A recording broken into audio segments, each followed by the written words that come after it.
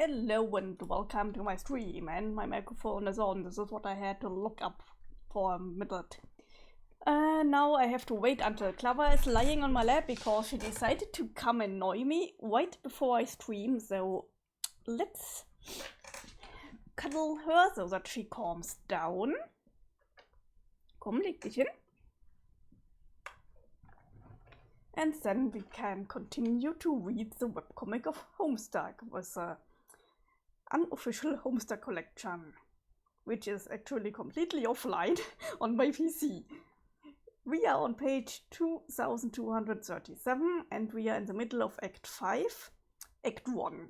Act 5 is in 2 parts, in 2 acts. And we are in the middle of the trolls.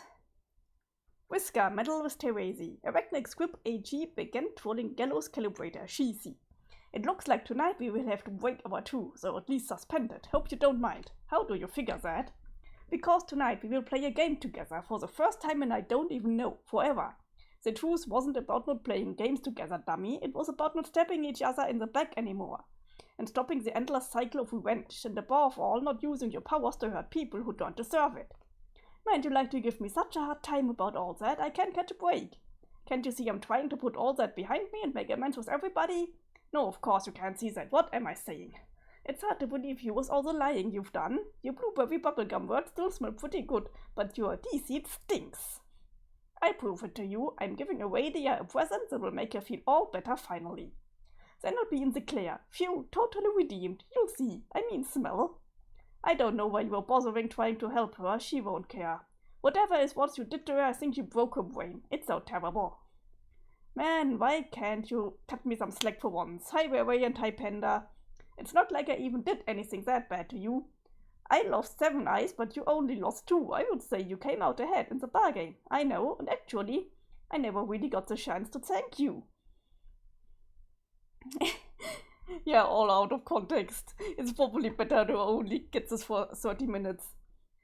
Your sarcasm really stinks when here I'm just trying to be nice. Okay, I guess I deserve it. I'm serious though, but I don't expect you to get that. Fine, be that way. But I shouldn't sit there and pretend we're so different. Remember Team Scorch? How convenient all that must be to have forgotten. You were so nasty. Oh man, if you crossed Teresi Pie Rope, you were fucked. Yeah, if you were a bad guy, we were supposed to be like a Vigilant, duo dispensing justice. And you could take the bad guys home and feed them to your stupid spider. But instead you just fed her everybody. And lied and lied and lied. Yeah, those were the days. I mean days full of mistakes and regrets. But it was still a lot of fun, watching you dismantle huge teams of flappers with nothing but politics and head games. Without even using any special powers. Wow! Hello, Steak. Meh. Come on, what do I have to do here? I don't know. Well, if you want to know what I think, you should start changing your tune. Because even though you got all these highfalutin morals and fancy reservations, you know as well as me that a killer is a killer is a killer. There ain't no changing your ways for good, and one day you're going to flay that silly little cane of yours and not find nothing to dump into and fall face first into the shit again. And you're going to do something terrible to somebody and wish you could take it back, but you can't. And then you work hard to win back their trust, and you'll try and try and try, and you'll see how hard it is. You'll see. I doubt it. You'll see. I'm whispering that and just echoing an ominous. You'll see. You'll see. Oh, will you can it, circuit? Ha ha ha ha ha. Arachnic Squib AG ceased rolling Gallows Calibrator. GC. And this is Teresi's emoji, but I don't really know what it means anymore, the XO. Arachnic Squib AG began trolling Gallows Calibrator. Cheesy. Wow, what was that? What was what? There was a loud noise outside my hive. It sounded like an explosion. Well, really. And then another one, and now something that sounds like an avalanche. Well, if I had to guess, I would say it was probably 2 explosions and then an avalanche. That dumper is probably punching robots again. I will get outside and look. Okay, try not to get burned or crushed to death or anything. That would be awful. You got it. Arachnic Squib AG ceased rolling Gallows Calibrator. GC. And much earlier than that. Oh, thank you, Panda. A flashback to Teresi with eyesight. Without her glasses, I wanted to say.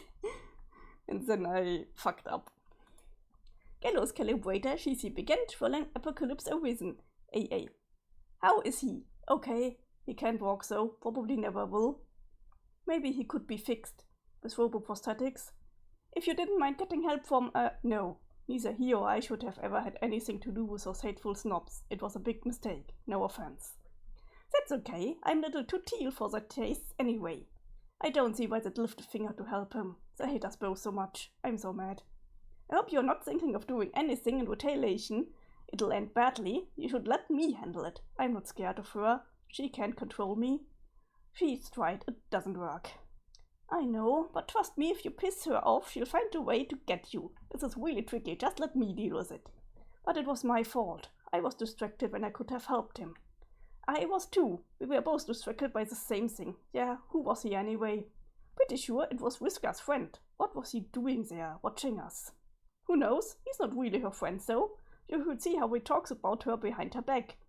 She has no idea how bad he's playing her, but then I don't think he knows how bad she's playing him either. See, it's complicated. You really need to stay out of it and let me deal with this. I guess so. I feel powerless sitting here doing nothing, so. It's like she wins even if you get her back. Don't think of it that way. I know how to stop her. Trust me. I guess our gaming days are over then. Us four at least. Yep, I'm pretty much done with her. So, little explanation. You know the trolls have a hemospectrum and a radia, and Taphos are on the very bottom of the hemospectrum.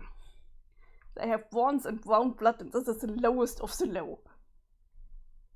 The thing is, but the low-blooded trolls have the heaviest psychic power. This is why Aradia is such a powerful psychic, and why Taphos has his communal ability with animals.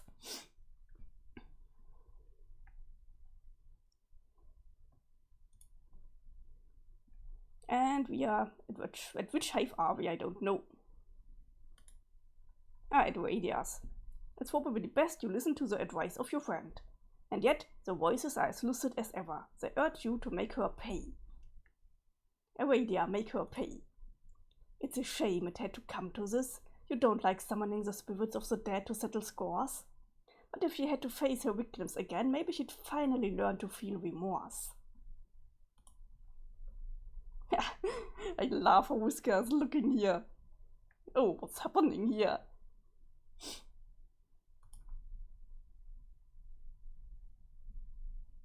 Vriska, answer white text guy. Oh no, we have to highlight the text again. Well, what? I'm surrounded by ghosts and kind of freaking out about it. I know. I'm asking what you intend to do about it. I don't know. I guess I will just curl into a little ball and cry and hope they go away. Is that what you want to hear, you sick fuck? Aren't you going to kill her? Who? Your friend. The one who summoned the spirits. Will that make them go away? Does it matter? She brought them here to torment you. This obviously were one's revenge. You know where you're going to anyway. You won't be able to help yourself. I don't have to do shit. Maybe I don't mind ghosts. Maybe they'll be great company once I get used to them. No, they are terrifying you. There's only one thing to do. Okay, then why don't you kill her? Be my guest. Wow, thanks for offering. What a pal. That's not how I work. Oh, really? Well, you seem pretty excited about killing Taphos too. And you even helped. So I guess that is how you work after all. Not really. All I did was stand somewhere for a few minutes. I just gave you an opportunity to do something you wanted to do anyway. You hated him, remember? Yeah, we are following the trolls at the moment. We will go back to the human kids in time, don't worry. But for now it's all trolls. I know I did. I still do, I guess. I don't know. But I was never gonna kill these people. They were like off limits, I guess. These games are just supposed to be fun and serve no other purpose. They were serving a very important purpose. Yeah, okay, you getting off on talking a girl into killing her body sure is important. Loser. Again, I didn't talk you into anything, nor am I doing so now. You were and are going to do this regardless. I only ever place myself into positions of tangential involvement with events that will bring about my employer's entry into this universe. I oversee the events as they take place and ever so slightly nudge them into motion when necessary. I'm beginning to think you really believe that. So delusional, you are just a pathetic lonely gamer who buys into his own character profile.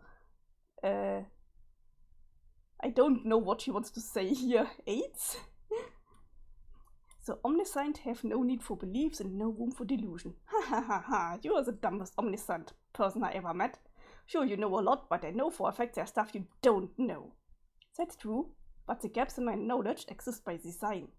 They are the pillars of shadow on which my comprehensive vision is built. Oh, of course, bullshit. Necessary pockets of void meant to effectuate outcomes I've foreseen and which will require my influence. Each dark pocket in time will be filled, but I wonder why I waste this nuance on you. Because you need to add mere blatant lies to patch up all the holes in your sad cover story. I don't lie. Deception is only necessary for those like you to achieve their objectives. I play with my cards face up. Isn't it funny how during our various matches I can tell you what my moves will be in advance and still win? She's sticking out the tongue. Yeah, but I'm getting closer to beating you. You'll see. Look at that. The short amount of time I have reserved for arguing with a child has expired. I will go. But maybe you are right. Maybe you're a person with free will and you won't kill your friend. What do I know? Enjoy your haunting. Vriska, make her pay.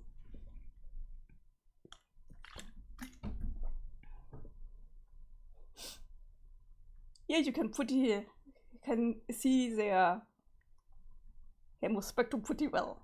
Apocalypse Arisen at the very bottom and Cuttlefish Color at the very top. Vriska is here, though she's pretty high, but she's still considered a mid-blood, but one of the highest mid-bloods. She has blue blood, as we can see it. There's a blue everywhere to her. Of course he's right, not much point in living with all these moaning spooks just to spite some guy you don't give a shit about. But how to go about it? Can't control her, it can be difficult to manipulate the mind of the spikily gifted. Let's see, who else is there? Therese? Forget about it. What about that guy? Nah, her. Nope, not him either. How about this guy? Unfortunately, you can only control him about half the time. Then again, that should be all the time you need. Agnes Grip AG began trolling Apocalypse Arisen. What? Nice trick with a ghost doll, man, you got me pretty good. I'd rather not talk to you. Fair enough. Just wanted to say I'm sorry, that's all. I'm not the one you should apologize to. Yeah, I know. I'll make it up to him someday, don't worry. Anyway, hey, guess what? I've got a message for you from your boyfriend. He's outside your hive right now, not falling for it. Take a look. I don't see anything out there. Well, okay, I'm just the messenger. If you want to risk missing him, then suit yourself. Later. It must be a trick. He surely would have told you if he was making the trip all the way out here from his hive stem. It seems like Vriska found someone to control. Because we can't forget Vriska has mind control powers. Solux? Oh my god, he has taken off the glasses.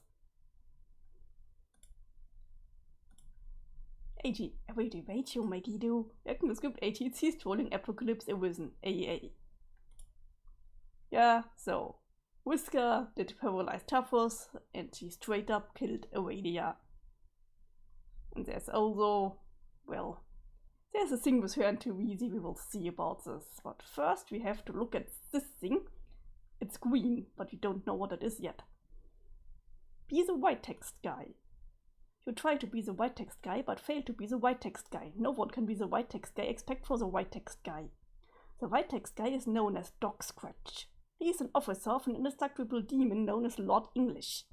His job is to pave the way for the arrival of his master, who will be summoned upon the termination of the universe. He has worked at his task for many centuries and will continue to do so until the great undoing. Oh, are you now? Yes, monochrome stack. Yeah. The troll with my sign is one of the most wholesome trolls, but there's still something I'm bothered about, and well, you will know about it once that happens. Scratch is Alternia's first guardian. Every planet destined for intelligent life is such an entity meant to protect it and facilitate the planet's ultimate purpose. A first guardian is typically almost as old as the planet itself, and each has a unique, circuitous origins through the knots of paradox space. They can be born into a great diversity of forms, so they all share a common, especially potent genetic sequence. The code grants them near omnipotence, and when merged with a host of great intelligence, near omniscience as well. What will he do? It's up to him. All we can do is stand here and watch. Also, it's kinda interesting that we see the battlefield here.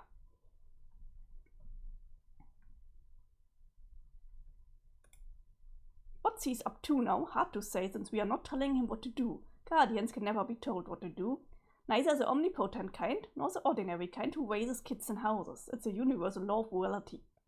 Looks like he's pondering over his next move in a game he is playing with some wicked troll girl down on the planet. Usually these matches are no contest, but she has been getting closer to beating him lately, and he has no idea how this is possible. Uncertainty so wears quite a toppling sensation for the omniscient. What's this? It appears someone is contacting him. More bothers some uncertainty. How is it this youngster is able to relay an unsolicited message? He doesn't even have an account name. And also, this is a typewriter. How can a typewriter get an online message?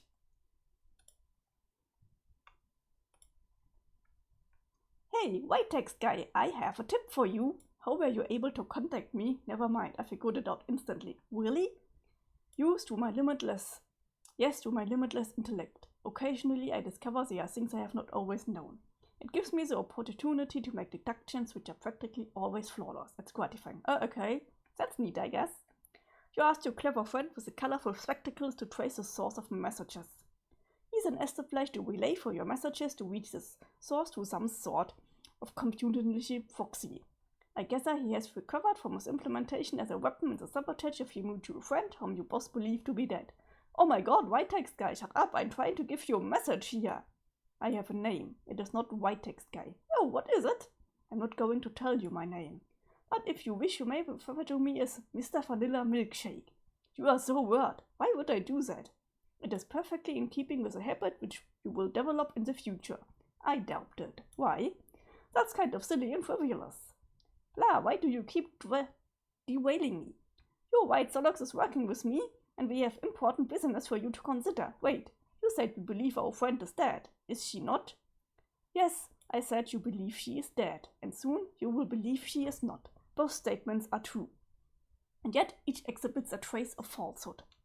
Well, why did I bother asking? No wonder she snapped. She's got to deal with your stupid riddles all the time. Anyway, can you just help me get revenge so we can call it a night? Why would I involve myself in your paltry feud beyond the extent I already have? I believe the need to exert such influence has come to an end. Because you'll want to, when you hear what I have to say. I'll doubt that. Haven't you wondered how she can come close to beating you in games lately? Honestly, I'm surprised you haven't deduced it yet with your shiny white super brain. It's disturbing, but sometimes that is the nature of these hollows in my perception.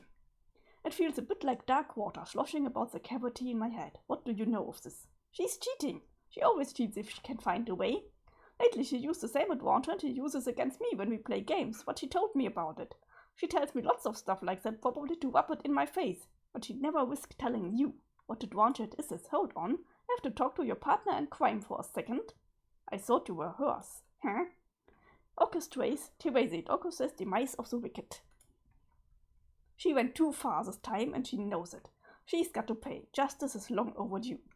The only sad part is how easy it's going to be. It will take no skilled manipulator to orchestrate her downfall. She's a waste of your talents.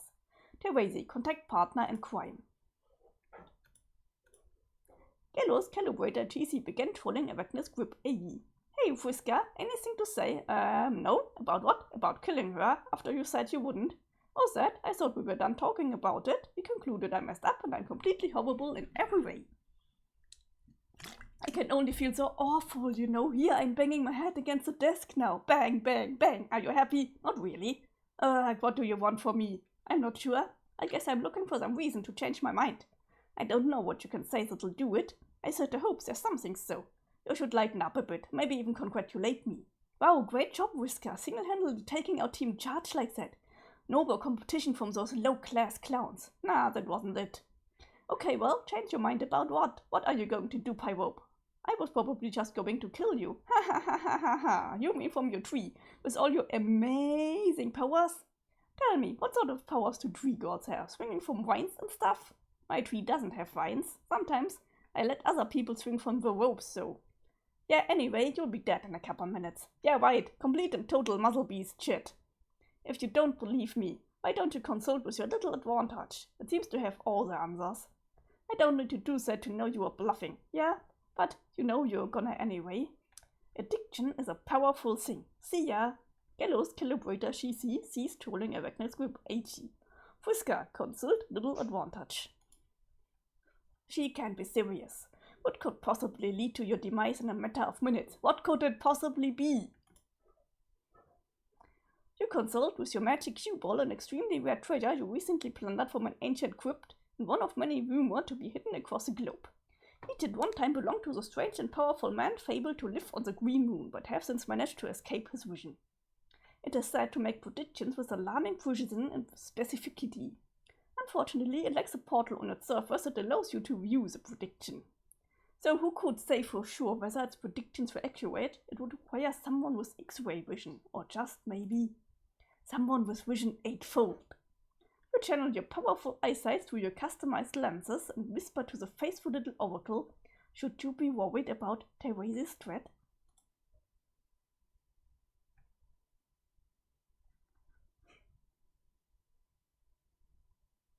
Yes. Therese, inform Mr. Vanilla Milkshake about his missing orb. She has what? Oh, sorry for the flashing lights, really. Okay, little ball, fine. If you're so smart and answer this, how is it going to happen? How? I will explode in your face. Let me get a flashing lights warning on my information. Really click. Okay. Boom. God, her arm ripped just off. In the aftermath of more recent misfortune. Oh no, the muzzle beast of Aquarius has died. One retrieves his dead custodian from the rubble below. Another finds her struggling to survive. I'm just sitting here, head in hands, experiencing horrors beyond comprehension. Therese, this comic is hard to understand with context, so without context you will get nothing. But, how did I call you? Did I say wary? I don't know.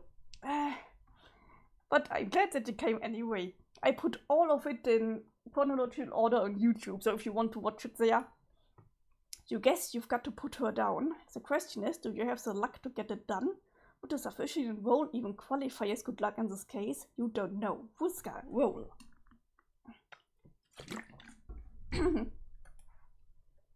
Maybe the dead girl is onto something. Maybe the only way to beat your bad luck is not caring about the outcome. 7 of the fluid octet land, narrowing the field down from the full 8-8.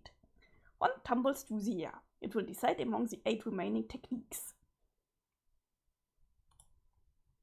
Guillotine de la Marquise. It seemed it worked. Au revoir, Spider-Man. Collapse. Your mercy clint triggers another avalanche. More rotten luck.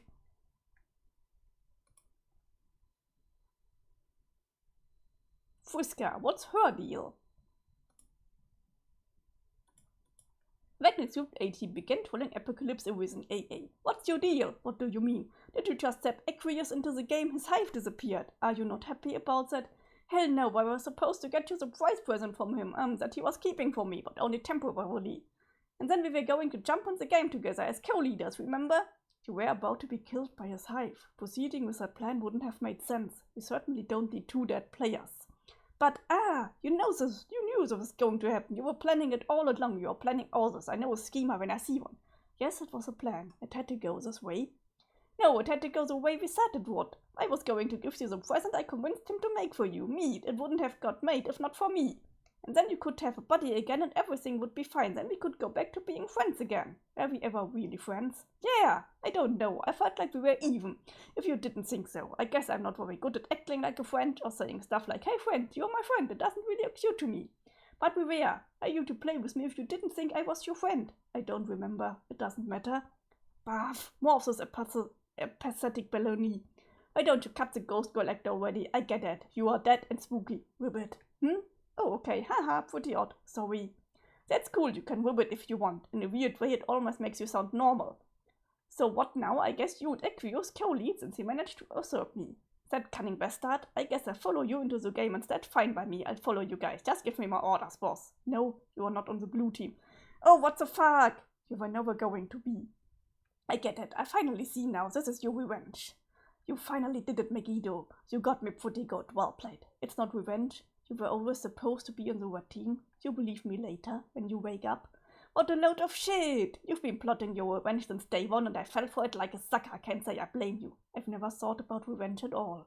But why not? I killed you. I don't care. Ah! You're so infuriating. Why can't you just hate me? It would be a lot easier that way. Or at least feel bothered or annoyed or something. God, maybe I should just rip my heart out of my chest and pound it to a bloody pulp here on my desk with my super strong robot arm. Pound, pound, pound, pound, pound, pound, pound. Look at that, more nasty blue blood all over me. Why not? Might as well open the floodgates and paint my whole hive with this oh so invisible cerulean swill. Because clearly it's up to me to feel emotions for the both of us, you miserable soulless witch. I hate you. Hate, hate, hate, hate, hate, hate. I only regret killing you because it made you so boring. Sorry. I don't want to be on the red team. It's full of jerks who just think I'm a big jerk. They need you so, and it's where you need to be. Karkat will be in touch with you soon. Oh god, I can't wait for that conversation. Although if it's any consolation, the teams are meaningless anyway. What? Why would it be consolation? It's more vague, spooky nonsense. Fuck you for me trying to help you. Fuck the blue team. Fuck your conniving. Fuck Aqueous double dealing and the stupid muzzle beast you rolled in on, and fuck you for saving my life. Fuck you! Ragnar Scoop AT ceased trolling Apocalypse with an AA. Pound me even blob. I gave my all for Vriska spelled down. I hope you liked how I delivered it. And soon, in a place known as a land of caves and silence, Aqueous let her know the deal. Centaur's testicle CT began trolling Apocalypse Arisen AA. Aradia, here's the deal. Now that the game has begun, the plan will be modified slightly. We will not be core leaders of the blue team. I alone will be the leader. Is it understood? That's fine. Good. Wait, you have no objection. Are you sure? No, I'm okay with it. Do you typically embrace such a passive attitude when your superiors gives you orders? I don't usually receive orders from superiors or otherwise, but really, it's fine. What? I think I should get a towel. I'm perspiring heavily again. Why? What's wrong? Never mind. I'm trying to stay professional about this. About what? What are you talking about? Forget it. It's just pleasant to consort with one of lesser breeding who clearly understands her place. I've understood for some time that this will be my role, to function as your server player, and that you would be the team leader as the first in the chain. Perfect. Then we are on the same page. I look forward to seeing how well you serve me, server player. That's not quite the meaning of the word server. What do you mean? As your server, I manipulate your environment to help you advance. I don't understand. Are you saying that you're in position of control over me? I suppose so. Oh, what? Oh my god. This is impropriety of a caliber I cannot even. You are as low on the Hammer spectrum as possible. To consider that someone so low could be in a position of authority over me it's just so disgusting. You really are quite a snob. No, it's filthy. I need some air, or some cold milk, or a towel. I need a towel. Where the fuck are all my fresh towels? I mean, fiddlestick, please pardon my language. It won't happen again. You look really agitated. Are you sure you're alright? Yeah, the buff ghost is his Lusus, which got prototyped, so it's a color sprite now. Probably should explain what the Lusus is then. The trolls are all picked up by beasts of their planet and race, so. And this is called the Lusus, and there was a whole lot of world building about it. I'm fine. I'll just be fine. I just need to breathe.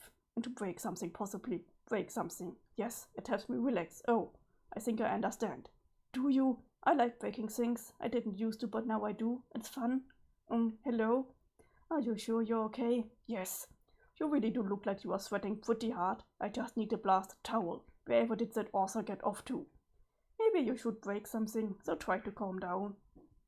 Perhaps. Do you want me to break something? Whoa, what? I could break something if you want. Do you want to break something? Kind of. Okay. What's this with them getting best tubes everywhere? Aqueous, I'm about to throw an ablution traps to your wall. Heads up. Yes, that was wonderful. It was pretty cool.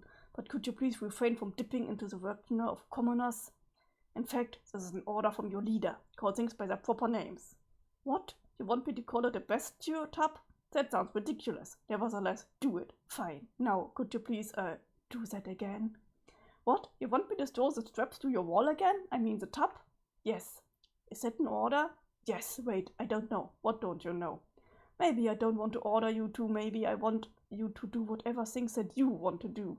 I really have no idea what you're talking about. You could cause quite a bother for me with the power you wield. I can do nothing to stop you, peasant girl. It's so magnificently depraved. You are so weird, and this is coming from a ghost. Ribbit. What was that? Are you role-playing now? Stop, it's unbecoming. Sorry. You're better than that, and by better I mean worse. Much, much worse. Downright coarse and degenerate. Just reprehensibly sordid. Actually, yes. You may well pre-impressate to deepen this already irretrievable debauchery. In fact, I command it. I command you to have free will and do as you please and continue being bothersome and unpredictably destructive. I mean, if you want. I'm not really role-playing. I'm part frog, but okay, I guess I can break some more stuff. Ribbit, yes, ribbit again. I can't really control the ribbits. Thank you for coming where we have fun.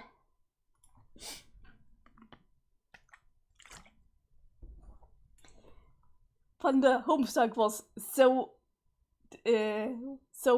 big that there probably will be a lot of fanfiction to read. I'm pretty sure there will be a fanfiction for you where Aqueous is getting the shit dumped out of him by a reindeer. I will make haste through this mysterious realm and find your gate. It will pose no challenge for me at all. Yeah, I know. I will then give you your new body and you may take your rightful place as my subordinate. Sure. Actually, now I'm beginning to wonder. What? Whether I want you to be my subordinate. I hope this doesn't sound too strange. Everything you say sounds strange. Maybe I would like you to be the co-leader again. Okay. In fact, oh my goodness, I can't believe I'm entertaining this thought. It feels just right. Try not to roll your eyes at me. I don't have pupils. Would you mind terribly being the leader? Fine, but don't tell anyone. You will be the leader of me and I will lead all else. You would in effect be the secret leader. Yeah, sure, that's pretty much how it is anyway. Yes, that's the spirit. You take to authority well for one of your blood. I don't have blood, not yet. But soon your heart will beat in you, and through it fresh blood and fresh passion. Wow, can you just bring me the robot already? On my way. Center's testicle city ceased rolling apocalypse arisen. AA. Ribbit. Aqueous. Proceed to second gate. A strong jump.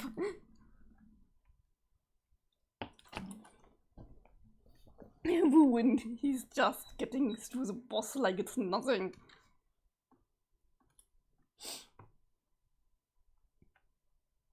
This poses no challenge for you at all. Aqueous, enter. Strong fall. Aqueous, deliver present. It looks nice. Yes, it is perfect in every way. Ribbit, do you have a clean towel anywhere? Iradia sprite, enter Soulbot.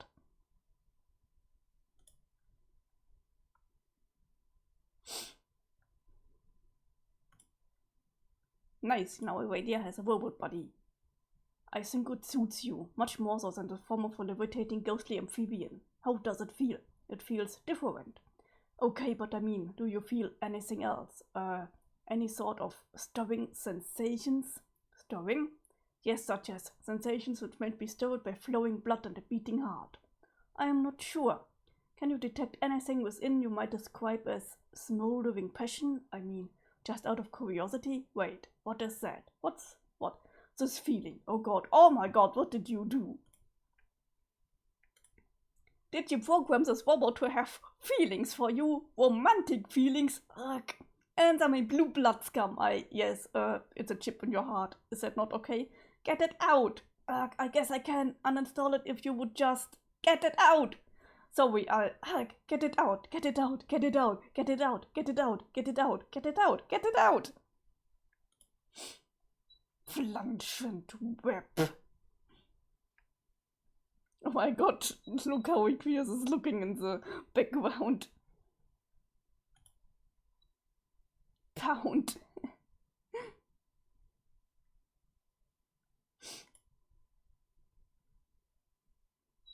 Oh, he's getting a beating. And a kiss.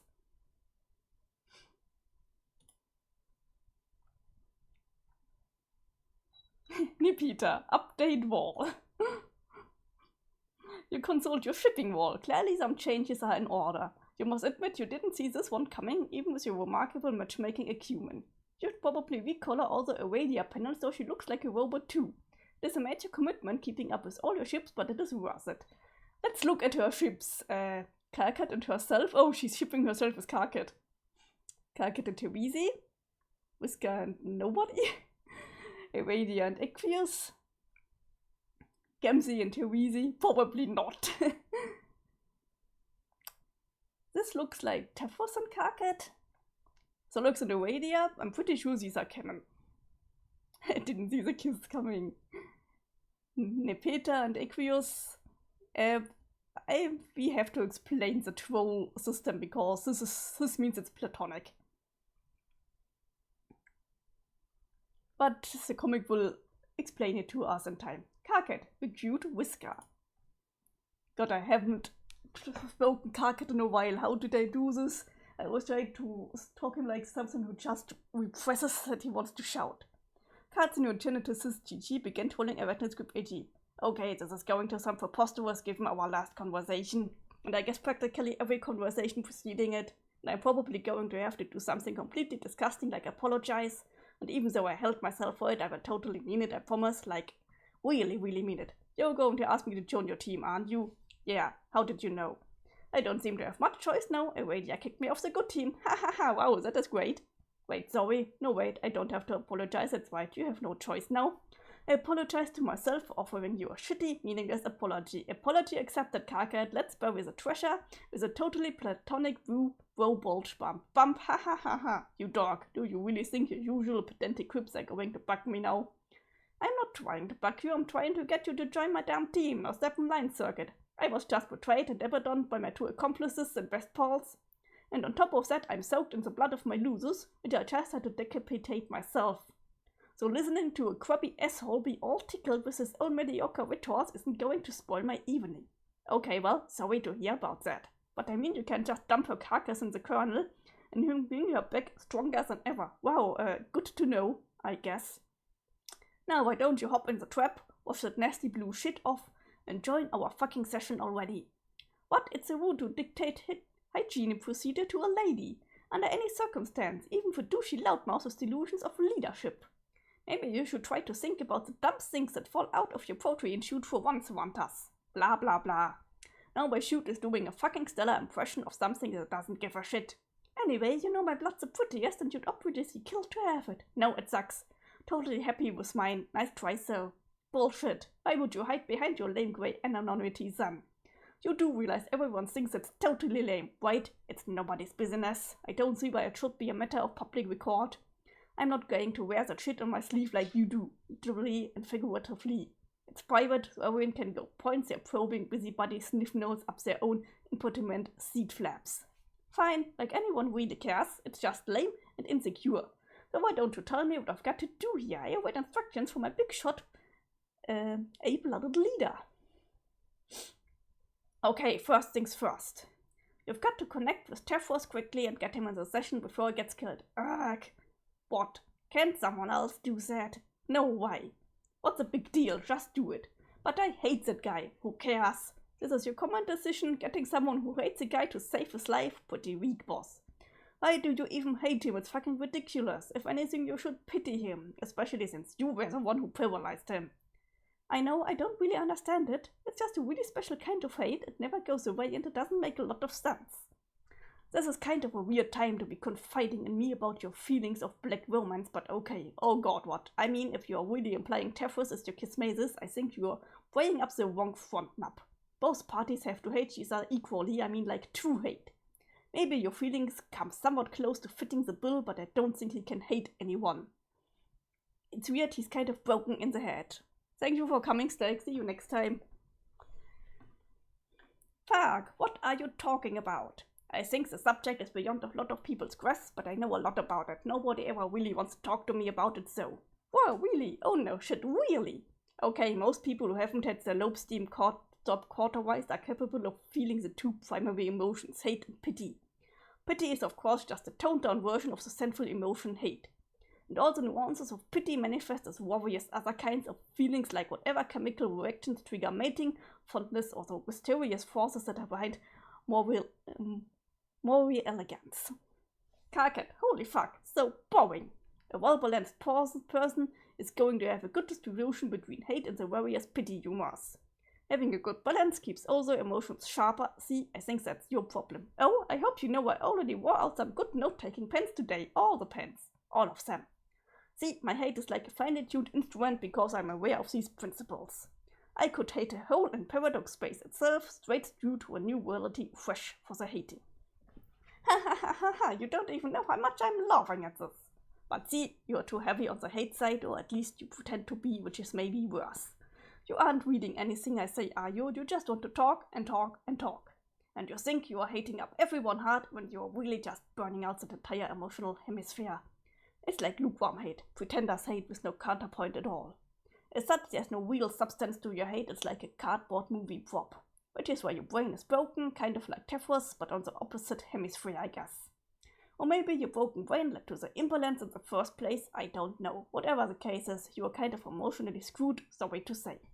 Your hate's the door for proper cosmesis, in my opinion, and I don't see anyone chomping at the bit to be your moral, honestly, unless there's someone out there who would actually bother pitying you. And landing a mate sprite, ha ha ha, seriously, like that would even interest you. Basically, any feature of your emotional profile that usually makes someone viable in the wet worm department must be totally fried. Your black worms potentially probably toast too. Hey, are you there? Oh yeah, I started tuning you out. Are you done? No way I could go on. This is fascinating. Tell me how the fuck this isn't fascinating. Did you learn this crap from your awful romance movies? They are really intriguing sociologically. Incredibly complex, sophisticated stories, you wouldn't get it. Hey, asshole, stop watching movies for girls. What part of intriguing sociologically don't you understand? Also, they are awesome. Shut up. Ah, okay, man, just let me connect to stupid boy dumb fuck, so I don't have to listen to this anymore. Yeah, okay. Oh, wait. I never even got to the damn point. What is it now? I didn't need you specifically to connect to Tafos. I mean, I could get any schlub to do that. You just have to get in here ASAP because I really need your mind powers. You do? I mean, obviously you do, duh. What for? I ran into someone here. A sort of double agent, I guess. His name is Jack.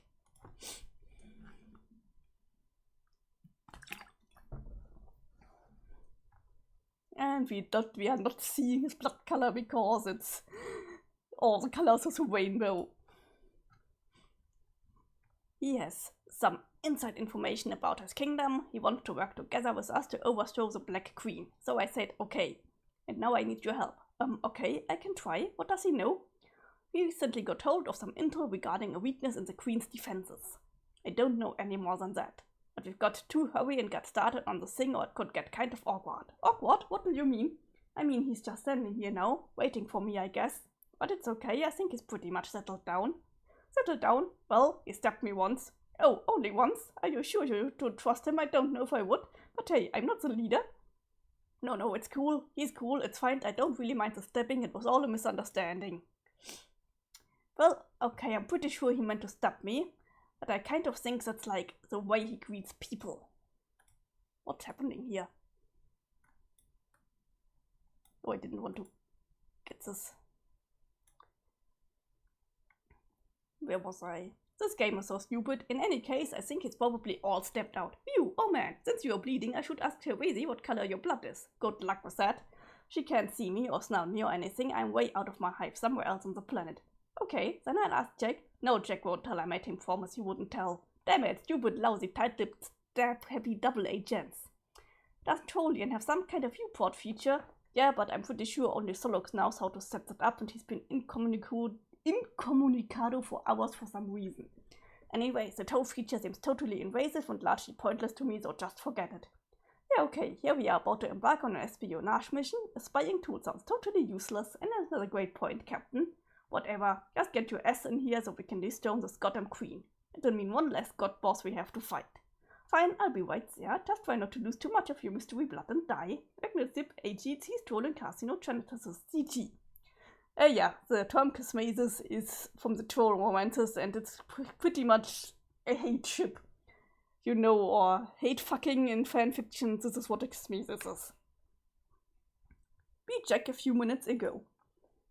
You find the kid you've been looking for. He's got a pretty sharp tongue and can't seem to keep it sheathed. You should learn up front you're no stranger to sharp objects yourself. He still won't shut up. He doesn't seem to care about the wound. He's just going on and on about the freakish color of his blood. He doesn't want you to look at it. Just look away, he says. You've got to admit, now you're curious. Jack, look at knife. You don't see what the big deal is, nothing special. This kid's out of his mind, but he's still blubbering on and on about it. So yeah, Karkat has wet blood, which is totally not normal for trolls. They normally never have wet blood.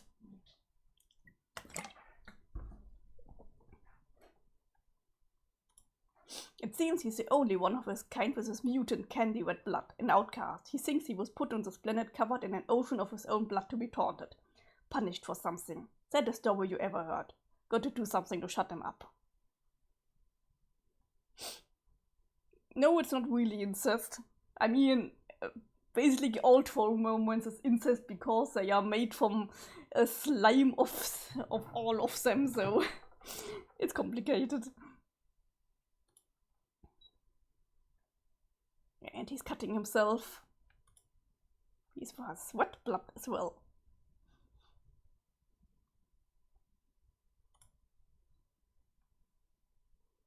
But also kiss me, this is good.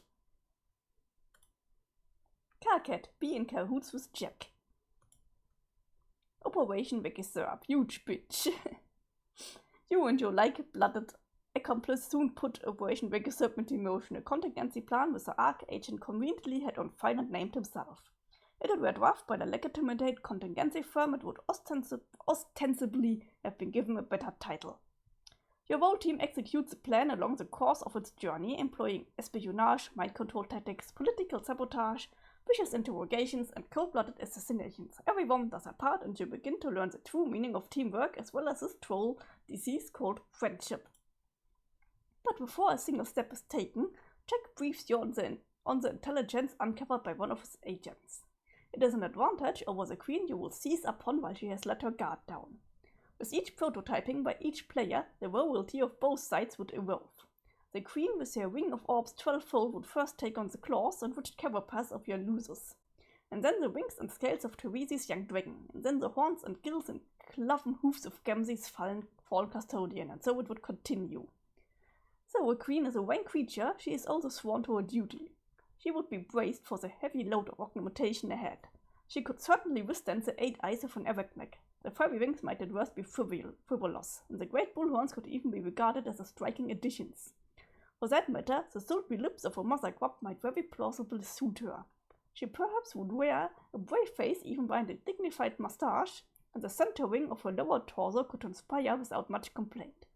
She would dutifully indulge her like-taking udder, and when all was said and done, doubling her head count would surely be insult to 11-fold injury, but nothing she hadn't essentially endured already, all in the name of her kingdom. But she would spare herself all of these additional debasements, because before the West came, there would be one corruption to her. Figure she could not abide. Her vanity wouldn't allow it. She could not stand bearing the visage of the most loathsome creature known to existence. So vile is its appearance, so contemptible be its purpose. All depictions of the creature, let alone members of a population, are permanently banned from any jurisdiction in the reach of her agents. Those of its kind go by many names, and so does a revived patron god the Herald, the Great Detestation, King Pond Squatter, Speaker of the Rust Joke, or most commonly Bilious Slick. His true name is of course forbidden, and wearing his face is where she drew the line. This is where she got rid of the wing. She removed the wing and concealed it in the rural vault while she was quite sure no one was looking. She then retired to her private chamber from which she would dispatch orders. No one's the wiser of her disadvantage, or so she thought. Don't you think the Black Queen is looking familiar? Red team, execute Operation Vegisurb. The operation in time would be a total success. The banished crazy royal would make the future Alternian wasteland her home. Until she was given a new purpose. Homestuck scratch. Okay, so we have the cycles. The red team and the blue team. These are all endures and don't know wait who's endures and who's impossible, I don't really know. But at the onset, you would know nothing of the Queen's aversion to an amphibious likeness or about her orb's 12-fold or any such details. You were informed of her disadvantage and would act accordingly. You and your red teammates would work to dethrone the Queen in your session, while the blue team members would take on the entirely separate set of royal adversaries in their own session. This was to be a competition after all, or so you thought. You would begin to notice a strange pattern. The blue team's prototypings would affect the mutations of your session's underlings. And your prototypings would affect theirs. So the signs pointed to two distinct sessions, two sets of mystic runes, two opposing teams, two separate chains of connected players. This was all misleading. You were joining a particular unusual bifurcate session meant from the start to receive all 12 players through two separate connection chains, a session with one Skya about which 12 planets would circle, with one army of dark and one of light, with one pair of kings and one pair of queens, and with one cantankerous archagent and his typical disdain for authority. It wouldn't be until later in the session, when the full chain was nearly closed, that you would realize the truth. The truth was it had always been the same session all along, that your teams were not competing, but cooperating toward a common goal.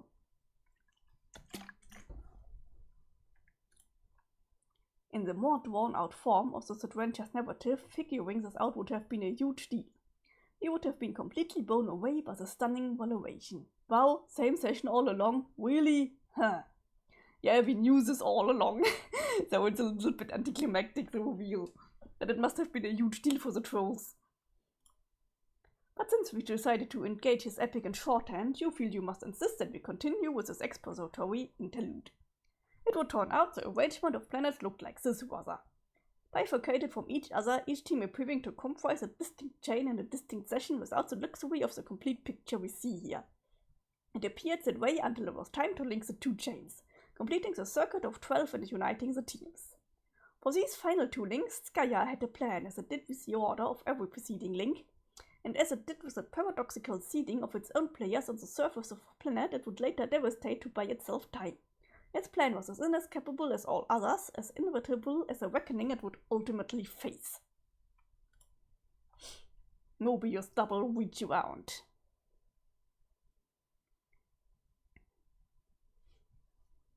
We haven't even met all the trolls yet. After watching the phrase Mobius double and reach around toggle for a few minutes while in some sort of stupor, you finally snap out of it. Your attention drifts towards these two symbols. You would try to be these mysterious characters, but you suspect you would fail, so you don't bother.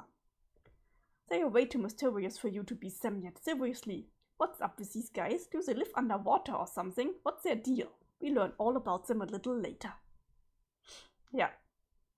Do they live underwater, and then they are showing Aquarius and Piscus. We're kinda bound to be water signs. For that matter, what about this young lady? What is her deal? We'll probably find out about her later too. It will probably be quite some time before you get to be her. It could very well be pages and pages and pages and pages and pages and pages. Seriously, it could take forever. Oh, do I have her theme somewhere? Maybe an internal bound. There.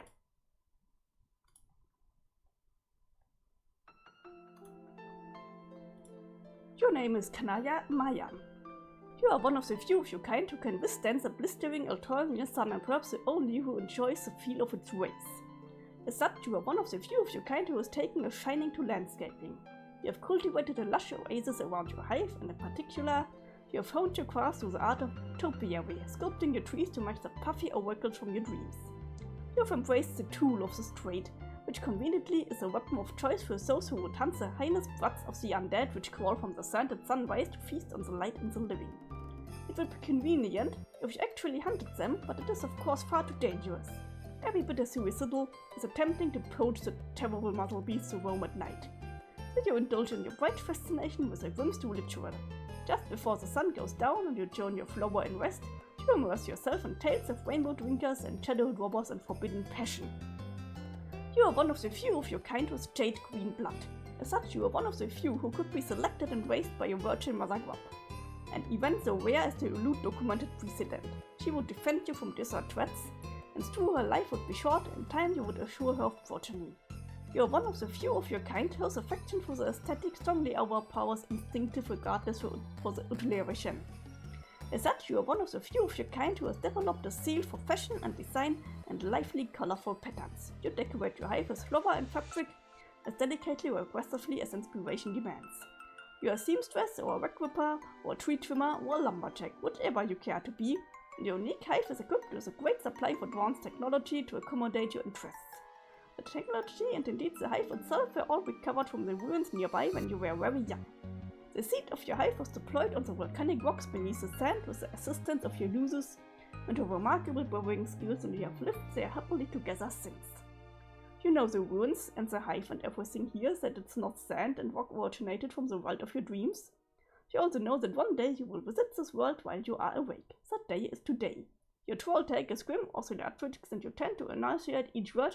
You speak very clearly and carefully. What will you do? This was a lot of words. Kanaya, equipped chainsaw. What chainsaw? You're quite sure there is no chainsaw leaning on that bookshelf? There is, however, a tube of lipstick on the floor. Kanaya, fine, equip that then. Alright, let's settle down. No need to get hysterical. Oh, there goes your what will be fire again. Never a dull moment in fashion when the randomized cycle is on. Kanaya, apply. You can choose between your trademark jade or black, even though false lips are naturally black. But they can always be blacker, and a lady with a true sense of style knows this. In any case, you think you'll mix things up and go with green for a while. I mean, I really like your fangs. Kanaya, answer CC. Cuttlefish color, began trolling grim oscillatress GA. Hello! Hey! Kanaya, hi! Clap, clap, clap, clap. You seem more excited than usual, or less, I can tell.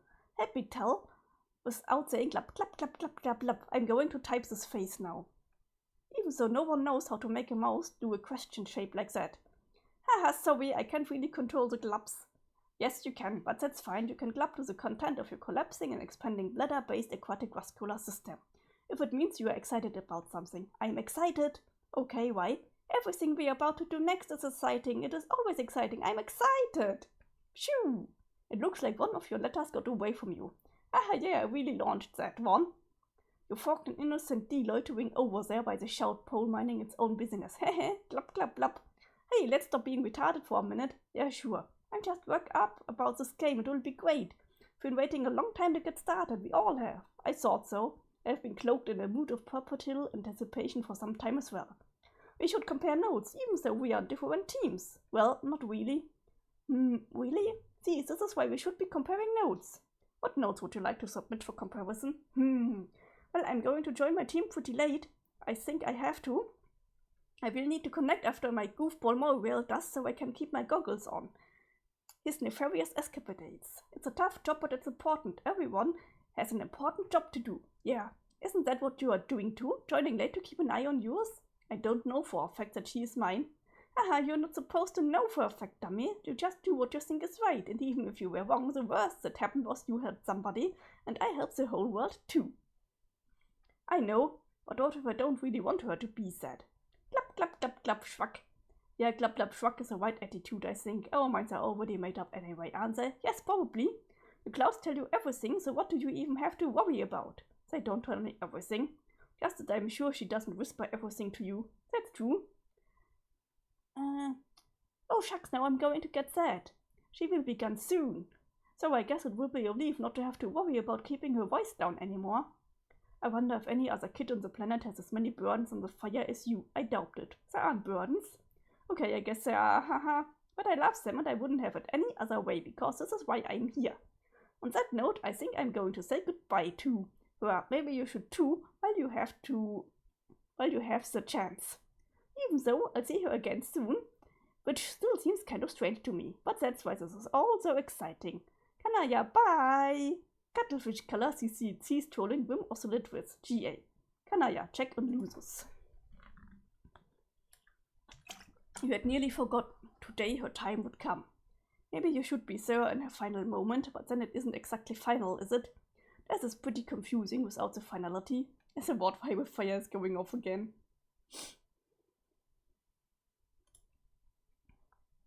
Oh, I like this shot of her. It's too late. You better change back into your work clothes. No point in getting a good dress dirty. Kanaya, go downstairs. She brought you this far, now to live up to your end of the bargain. Kanaya, operate. With the lipstick. Oh, now it's a chainsaw. Splotch. Kanaya, capture lock that thing. You secure the battery orbs to your chastity modus, safe and sound. You will serendipitously discover the key to unlock this card when and only when you are ready to use this item and not a moment before. Look at this mess. All this blood and sunlight is stirring bright feelings within. You often fantasize about being a true rainbow drinker from your literature. What's wrong with me? It would be a life of darting between the shadows of persecution and being misunderstood and of romance. You would drink heavily from its multicolored well, and the hemospectrum would be your wine list preceding the great feast of passion. Surely it couldn't hurt, while no one is looking. Kanaya, just a taste. And how does your blood taste? Apparently pretty bad. Kanaya, meddle with Murray well. Show Pastor luck. What? Just wanted to know, is your losers dead yet? We then proceed to have the rest of this conversation we already read, bugging and fussing and meddling to the special and magical union one can only describe as being in more elegance with another. At least you guess that's how you would describe it, maybe. Troll romance sure is confusing. You will put her out of your mind for a while. It should be hours before you have to connect with her anyway. Might as well pack this thing up and head inside. Oh, what now? What could this guy want? It never ends. Kanaya, Enter CA. Show Pastor Lock. Caligula's Aquarium CA began trolling Wim Osolive Trits GA. Can't make her talk to me, do something. Who? You no good convincing fucking backstabbing girl crush, that's who. Overstating our relationship won't make me feel very cooperative. It's paler wet than that, okay? Shh, that is a fucking law and you know it, everyone does. So help me out, tell her to talk to me, I think she blocked me, you got to. Why do I got to? I don't got to, and every time you take my help for granted, I feel like I got a little less. Whatever, you are so the village two-wheel device when it comes to auspicing. You can't let the grudge go by, you won't stick your busy stamper tricks, so get with the program, fuzzy fangs. If your slander weren't so predictable, I block you too for saying that. Has it occurred to you she may have blocked you because you are very overbearing? I just said that aloud now in your silly accent and had a private moment of enjoyment. Who gives a shit why she blocked me or about my fucking manners? Kavanagh, you got away with her. I figure if you're going to auspicize any two brain suckers who sneer at each other a funny way, you might as well make it official and be ours, right? Your black solicitation just seems really indecent. What do you want from her anyway? She made me something per prior arrangement. She will deliver it when we meet in this game, but I don't know what the logistics are yet. I'm trying to connect her with her here, but she's blowing me off again. Fickle dirt-scraping land hag. What is it? Ken, stupid, what do you think? It's a fucking gizmo to blow up the world or something. Okay, well, not that, obviously. But something that'll kill all land dwellers, what else would I be after? Can you just for a moment entertain the thoughts of one untouched by megalomaniacal derangement and tell me I'd want to assist you with that? Well, I'm not going to very well kill you, I said would be fucking unconcernable. What kind of friend would I be? Also speculate for a moment that self-preservation might not be what would sway my decision.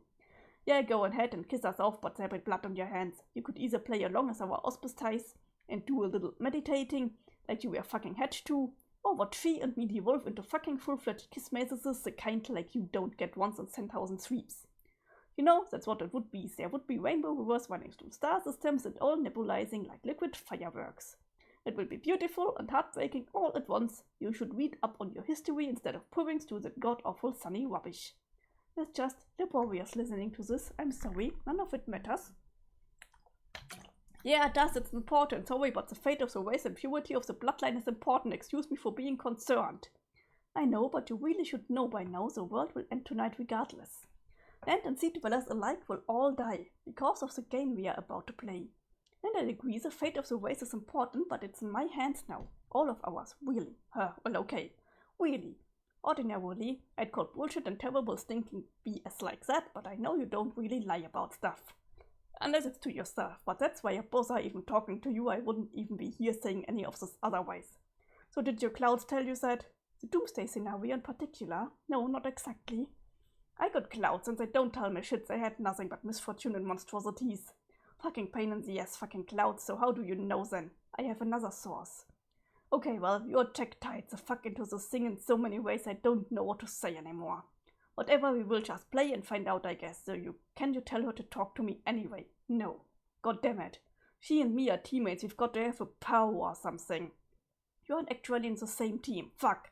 Fine, I get it, I'll step off. You don't want to be our auspicized cause you don't want to get locked into that sort of relation with her, I can respect that. No, that's not it. Yeah, it is. Your real feelings were pretty awful, one me thinks everybody knows it. Especially that ass-blood carcat he and me have you so packed about that it's upright silly. But it's cool, it's totally fine, don't worry, I'll leave you alone and give you a shot. It's unbelievable, her patience. What? Wow, wait, who? Never mind. Okay, wait, did she talk to you today? What did she say? Or glub or whatever. Something about longing to touch you indiscreetly. What? And that she's basically in the scarlet strokes for you as deep in the flushed great wind as one can be. Wait, did she actually say that in confidence to the letter? Can you copy exactly what she said? Absolutely not. This is bullshit. You are BSing me in some way awful. You don't lie, but you do tease and it'll transfuse my kick as throw your blood out of incontinent muzzle beast discharge if I won't know when I'm getting hooked. Yeah, she's just a concerned Moriwell, looking out for you, that's all. Oh fuck, see, I'm telling you, you gotta play your cards right. What do you mean?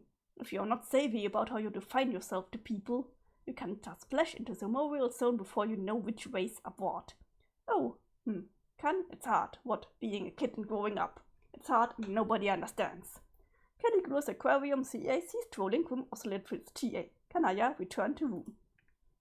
There's a lot to do before you enter.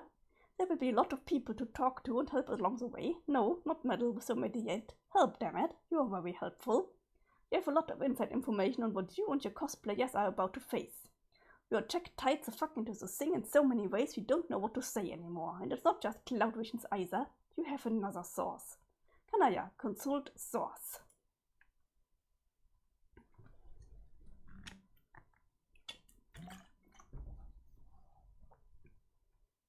Troll romance, the novel, yes. In one dream, the clouds pointed you to the address of a server hidden in an obscure pocket of a realm unknowable to mortals. It contains a journal written by a young member of an alien species. She has documented her experience placing the game you are about to play. You can only assume this took place a long time ago. This race is likely ancient, preceding yours by millions of sweeps. Maybe billions. You like to try to imagine the adventures of these players. Were they successful in repopulating their race? Did they manage to protect their matriarch and hatch a new mother grub? Could they hold it together, or were they torn apart by the complex social dynamics? The mates with ships that more elegant auspicitions and kiss tools that will surely break your group along the way. You have little doubt they succeeded with flying colors. You have little doubt their victory was because of their leader, a great heroine, the tentacle therapist. From what she recorded, it seems the group had very little knowledge of what they were getting into, and yet they appear to have been the only of the kind to have risen to the challenge in a session stacked heavily against them. You're convinced her leadership was a difference. It would be nice to have the chance to talk to her. Alas, she's likely been dead for millennia. Only the incomplete record of her long-forgotten quest remains. On the other hand, if you were to discover her quest ended in failure, it might be somewhat disillusioning, but that thought never crossed your mind. So yeah, you probably figured out already. Kanaya found Rose's walkthrough that she did, like, get into the furthest ring or what it was called. Tafos, enter. Having narrowly dodged obliteration, you take your place as a page of breath in the land of sand and sea fear. And in time, Tafros, go outside and look at what I built for you. You are going to flip. Okay. I think this is probably meant to antagonize me. What are you talking about? Look at my beautiful building. Don't you think it's about time someone got a little creative with this game? Maybe. Everyone always wants to do things the boring way. Didn't we make a truce, Tafros? That we would try to be less boring from now on? You don't want to break your truce with me, do you, Tafros? No. Great, now get climbing. Please don't read this as a boring thing, I hope, but it's physically impossible to do that mostly. When I knew it, Tower's news is back in action. Why don't you, in like a not boring way, build more inclined surfaces like you did over there? Maybe you'd color them with fun colors so you won't think they are boring and get angry at me some more. I built the ramp because we were in a hurry to save your life, remember? A dead Tafros is even more boring than an alive and crippled Tafros by a slim margin. My stair structure is lovely and I'm not changing it. Now hop out of your wheel device and get climbing. Or crawling, whatever. Stop being so helpless, it's pathetic. It will take a long time. What's the rush? You were in the game, safe and sound. Look in the sky. Do you see any meteors? I sure don't. But there are imps around and I'll be sort of defenseless lying down on stairs. You did not just use that excuse. We both know you can commune with these things. Hey, why don't you physically command them to cover you up? Oh my god, this is a great idea. Once again, leave it to Vriska to come up with creative solutions. I wouldn't really want to make them do that. I just don't understand why we can't do this the easy way. What good would that do to you? Whatever the purpose of this game is, it makes you work hard for it. That way you become stronger along the way and you are better prepared for whatever's next. Remember when we used to flop together? It was the exact same principle, and that's why you were always outmatched. You were too soft and not well prepared. Nothing comes easy, Tafros. That is why we go through the trials and the brooding caverns when we are young. To make sure we are strong when we come out. Do you remember the trials, Tafros? Not very well, no. Well, I do, and they were a bitch. But now that I think about it, it would make perfect sense if your trials were really easy by some mistake. That is why you are such a soggy flagging sponge and why you got picked by such a sad, frail little losers. But that's okay, it probably wasn't your fault, just a bad break. You're lucky you have me as a server player, so I can challenge you and help you get strong. Now hop out of that seat and get climbing. I will deliver the device to you once you are at the top. Climb, pupa, climb! Maybe I should ask Tinkerbull about this. He's really smart, now that he can talk. No, you don't need help from your lame bull fairy. He is only holding you back. He's my friend. God, pathetic. This is getting frustrating. Why did I have to get stuck with a cripple? Just my luck.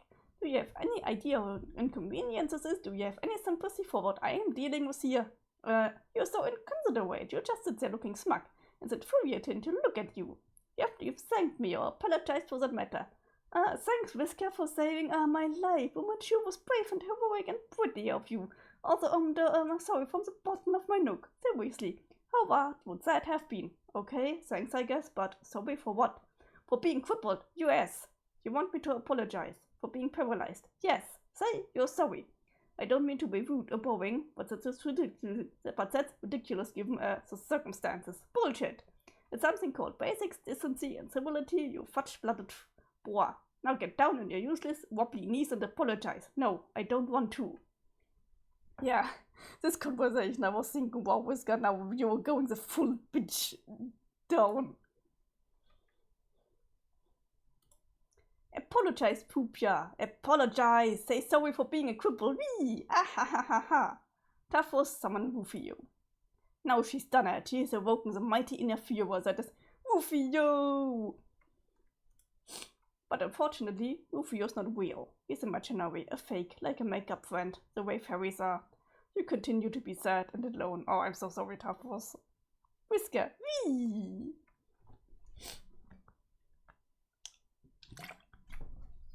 He's having too much fun with this.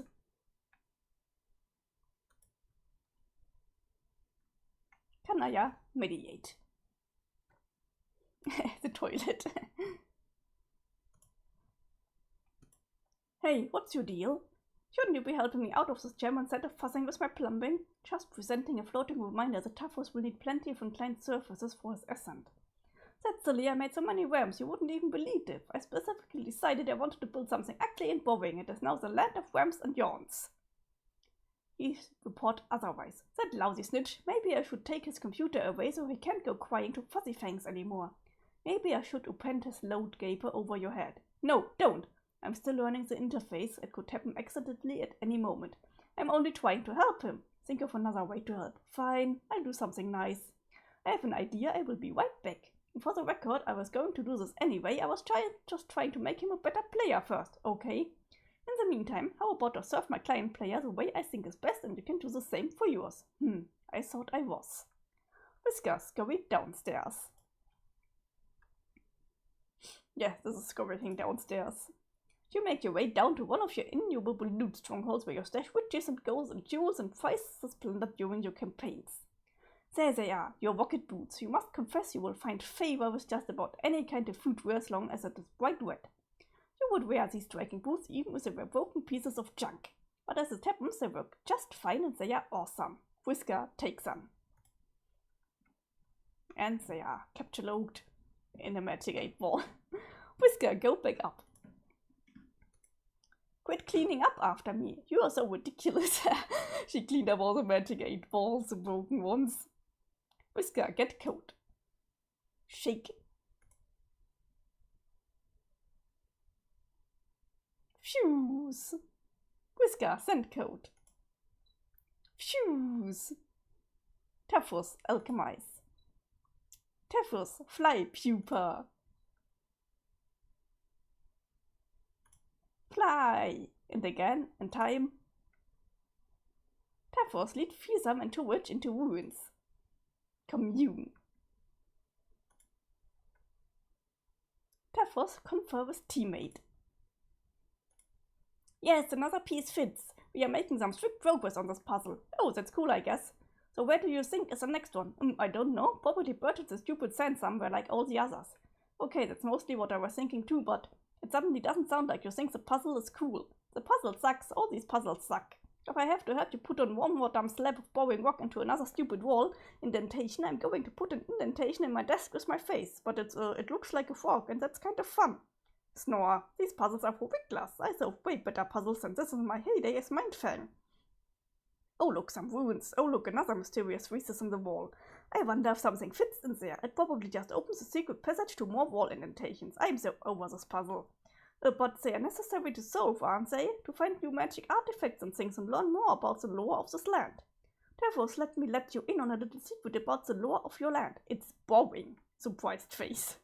The minds of your consorts are very soft and impressionable, as easily manipulated as all those imps you've been bossing around. I have picked apart the tiny little lizard brains and seen through all the smoke and mirrors of the riddles.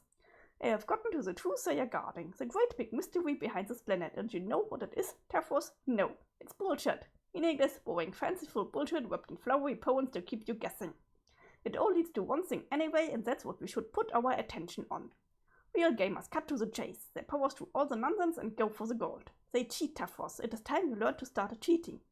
I thought I kind of was cheating by making friends with monsters. Well, it's a good start. You are bending the rules and getting stuff done. Okay, I will admit I'm fairly impressed with your progress so far. Even so, you still probably haven't even killed a single enemy. No, don't bother, I know you haven't.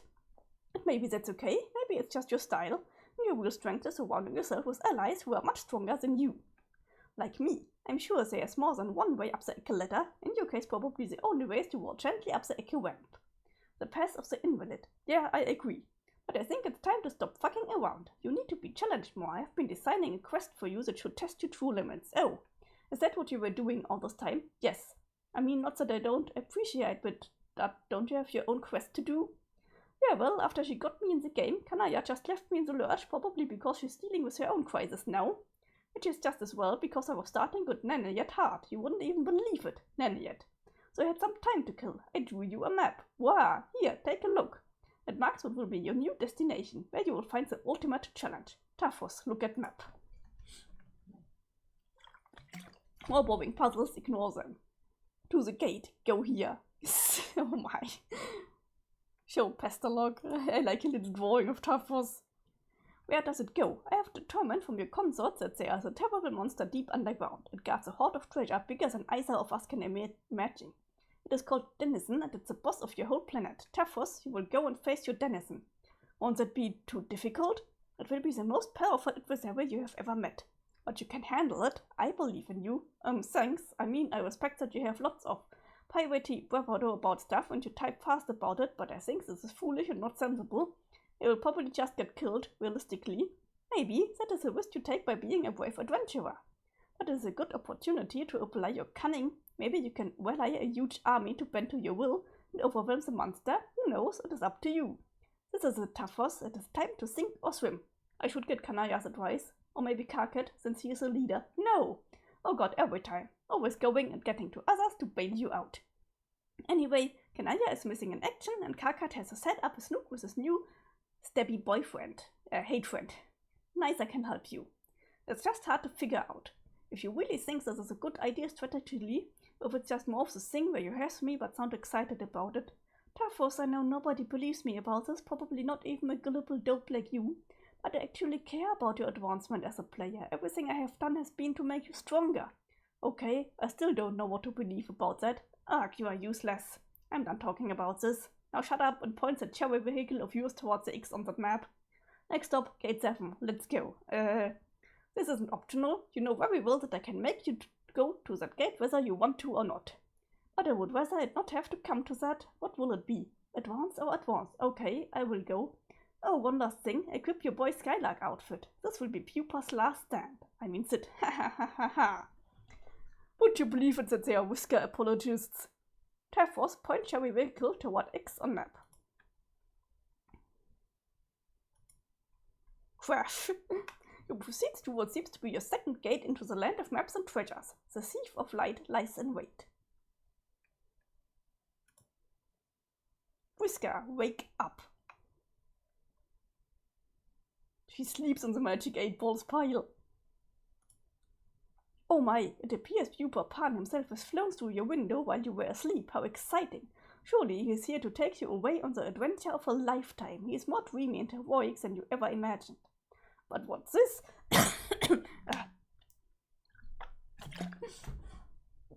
This is for the Scorpions I'm changing my blood. Oh my god. No, it's just Vriska. He is an absolute asshole. But what's this? It seems the legendary boy Skylark has misplaced his shadow. He is looking everywhere for it to no avail. He is having a devil of a time. What was being paralyzed from the waist down at all? He clearly needs your help. Vriska, help Pupa find Shadow. Pupa, you truly are a silly goose. Your shadow has been trapped underneath your useless torso the whole time. Honestly, where else would it be, you stupid sack of shit? Of course, the secret to you uniting with your shadow is to get up and walk around, and play and dance and frolic. Your shadow will surely join in your gaiety. But it appears Pupa has lost the use of his legs. There will be no frolicking in this young man's future, unless Vriska applies special stardust. Poof! Everyone knows that just a pinch of special stardust along with a happy thought will allow any boy to get up and walk again. Everyone knows this because it is in the classic tale Pupa Pan. Young Pupa flies through the window of a fairy girl's respite block, falls on the floor and has trouble getting up like an enormous pansy. The fairy girl then helps him walk again and in return he teaches her to fly, even though she probably already knows how to fly, because she's a fairy. They fly out of a window together and have magical adventures for many sweeps thereafter. To be honest, you hardly know a damn thing about Pupa Pan, but you do not care. Pupa remains as pathetic and useless as ever. The stardust did nothing. Probably because it is just glittery powder with no magical properties whatsoever and is basically bullshit. Because in case it wasn't clear, magic isn't real and neither are miracles. Or it could just be that Pupa has failed to have a happy thought. The duty is clear. You will have to make him have happy thoughts.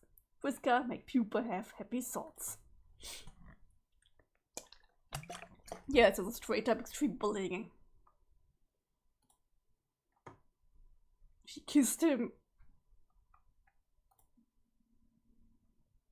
They are not so sure which kind of romance it should be. Dump. Manipulate.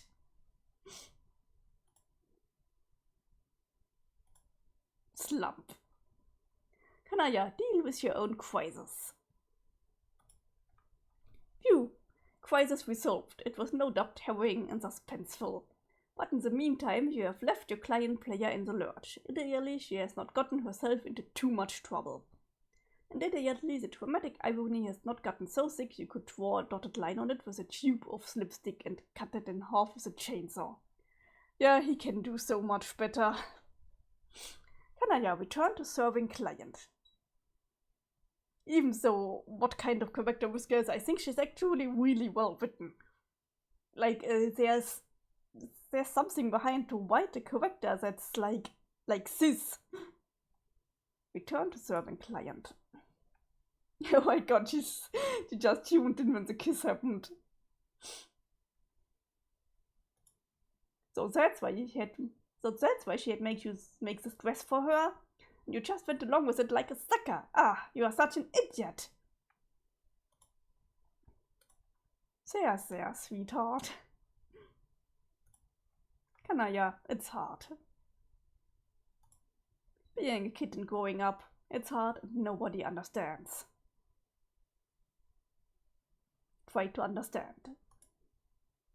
The problem is that when the subject of troll romance is broached, our sparing human intellect instantly assumes the most ingratiating posture of the render imaginable. But we will do our best to understand regardless. Humans have only one form of romance, and so we consider it a complicated subject, spanning a wide range of emotions, social conventions, and implications for reproduction, and is ultimately a superficial slice of what trolls consider the full body of romantic experience. Our concept of romance, in spite of its capacity to fill our art and literature and to rule our individual destinies like little else, is still just that. A single linear concept, a concept usually denoted by a single symbol, a heart. Troll romance is more complicated than that. Troll romance needs 4 symbols. Yeah, here we can look at this. Red romance and black romance, the concupiscent and the conci whatever, I can't read this. The understanding of romance is divided into halves and halved again, producing 4 quadrants: the flushed quadrant, the collectionless quadrant, the pale quadrant, and ashen quadrant. Each quadrant is grouped by the halves they share, whether horizontally or vertically, depending on the overlapping properties one examines. The sharpest dichotomy from an emotional perspective is drawn between red romance and black romance. Red romance, comprised of the flushed and pale quadrants, is a form of romance rooted in strongly positive emotions. Black romance, with its collectionless and ashen quadrants, is rooted in the strongly negative. On the other hand, the vertical bifurcation has to do with the purpose of the relationship, regardless of the emotions behind it. Those quadrants which are concupiscent, the flushed and collectionless, have to do with facilitating the elaborate reproductive cycle of trolls. Those which are conciliatory, the pale and ashen, would be more closely likened to platonic relationships by human standards. There are many parallels between human relationships and the various facets of troll romance. Humans have words to describe relationships of a negative nature or of a platonic nature. The difference is, for humans, those relationships will never be conceptually grouped with romance. Establishing the sorts of relationships for humans is not driven by the same primal forces that drive our tendency to couple romantically. But for trolls, those primal forces involve themselves in the full palette of these relationships, red or black, torrid or friendly. Trolls typically feel strongly compelled to find balance in each quadrant and the gratifying relationships that each describes. The challenge is particularly tortuous for young trolls, who must reconcile the wide range of contradictory emotions associated with this matrix while understanding the nature of their various romantic urges for the first time. Of course, young humans have this challenge too, but for trolls, the challenge is fourfold. Examine flushed quadrant. Here we can see John's father and Rose's mother. When 2 individuals find themselves in the flushed quadrant together, they are said to be matesprites. Matespriteship is a close parallel to the human concept of romance trolls have. It plays a role in the troll's reproductive cycle, just as it does for humans. This is pretty obvious, not much more needs to be said about this. Moving right along. Examine Caligni's quadrant. This is the spade. When a pair of adversaries delve into this quadrant, they become each other's kismases. It's one of the conspicuous quadrants that plays a role in procreation as well. There's no particularly good human translation for this concept. The closest would be an especially potent arc rivalry. For instance, human players would never be able to adequately diagnose the relationship between the queen and her archagent. But troll players could immediately place it as a dead ringer for Kismetha's feud. They would think we were all pretty stupid for not getting it, and they would be right.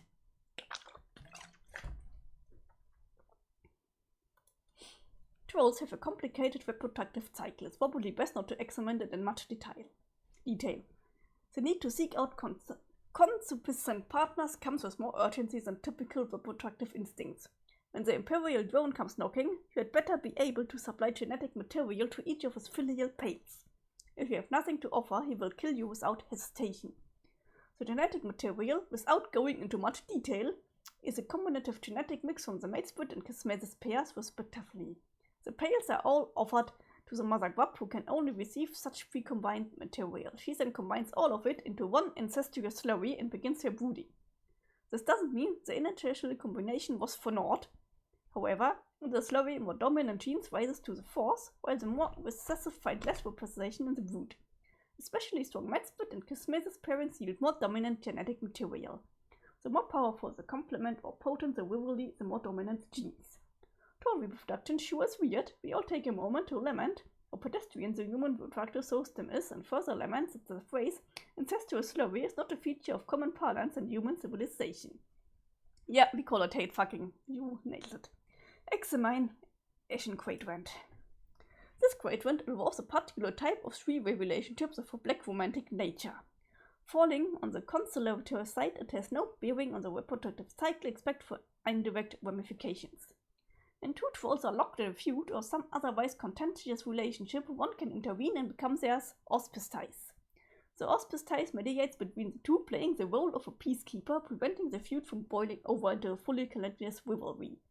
Since such lesser feuds are quite common among trolls, there is a significant need for auspicizing parties. Without them, too many Asian feuds would become calamitous and begin to conflict with other exclusive Kismesis relationships, leading to a great deal of social complexity and sore feelings.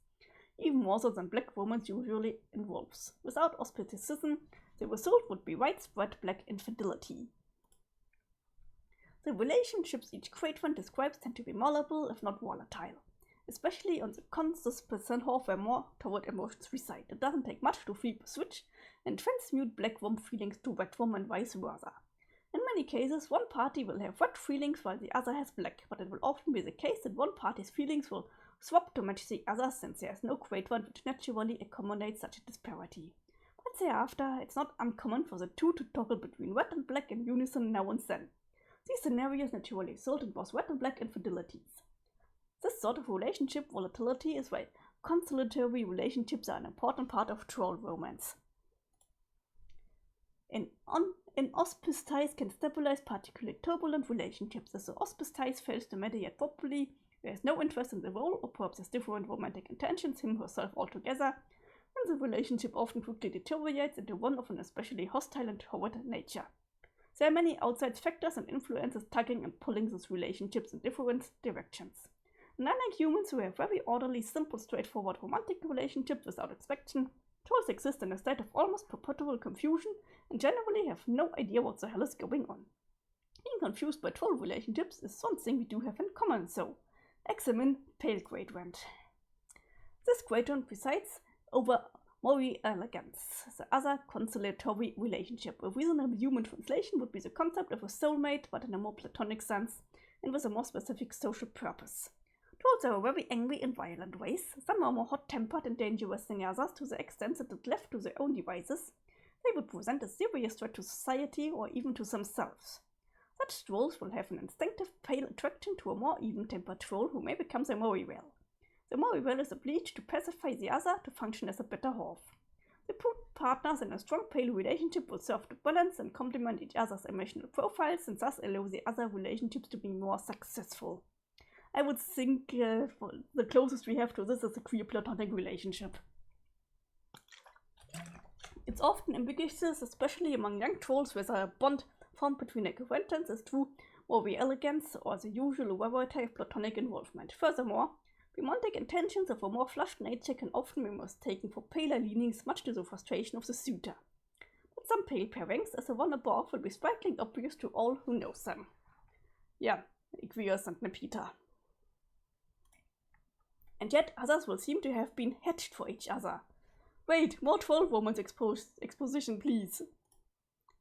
God, you just can't get enough of this, can you? That would have been a great point for a transition out of this illustrated sociological study, but okay if you insist.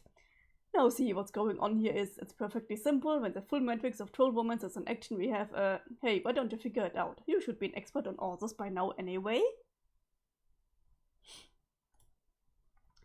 Later, our troll hero would try to explain this to our human hero, attempting to convey all the nuance of troll romance through a nearly verbatim recitation of the preceding excerpts.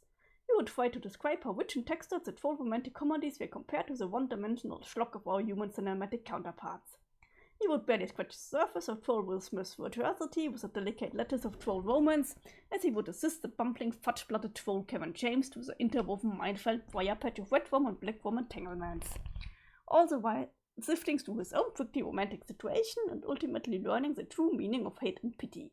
But would they succeed before the imperial drone came knocking with his thirsty pails at the ready? Yes, they would. But John didn't understand any of this because he's a Samoan and he wouldn't shut up about his awful bullshit Earth movies. He would just go on and on about that garbage. Yeah, that is why Peter sticks around. Because she's kinda have to keep Aquarius in check.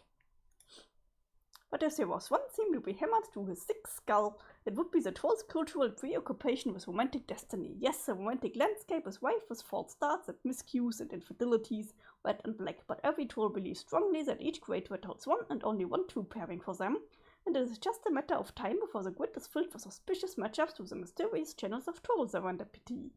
In short, the belief is that for each quadrant there exists a pair or triad of trolls somewhere in the cosmos that were made for each other. Wow, another great transition. You wonder if it will stick this time? You have no choice but to take a step at the rare and extremely dangerous 2x transition combo. Attempt 2x transition combo. Looks like it worked. So, who is this guy anyway? I don't know if we have his theme song anywhere. Let me look. There. Your name is Eridan Ampova. Eridan, do something awesome. We have the perfect music for it now. Wait for it. Wait. Whale. There she blows. Swoop. Okay, this was pretty awesome. Fish food. Okay, that guy is pretty much squared away. What about her? But we are not done with the theme yet.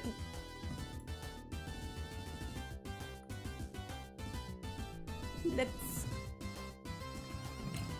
Oh my god, there are lyrics! There are lyrics here!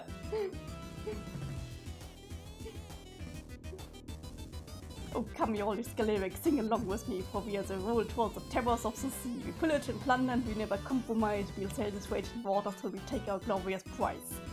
We run from no enemy and we can feel no pain.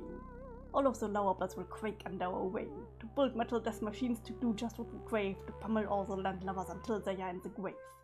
Masters of the tides, the stars shall be our guide. If you're not a royal blood, you better run and hide.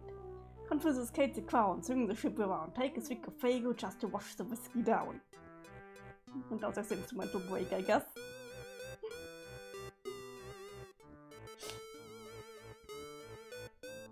Our brave and fearless leader is Eridan. What a hopeless romantic. From mates put to kiss mazes, his feelings are frantic. His poor broken heart has been shattered on the floor, but he'll never stop until he can have her for sure. Come all you scallywags, sing along with me. We are the royal trolls, the terrors of the sea. We pillage and plunder cause we know we've got the nerve. We rule the stormy waters and we take what we deserve. Masters of the tide, the stars shall be our guide. If you're not a royal blood, you better run and hide. Confiscate the crown, swing the ship around, take a swig of Fago just to wash the whiskey down. Yaha, hang us away, soon we'll be coming to ruin your day. Just be signed to your fate, soon you'll be made into glittering bait.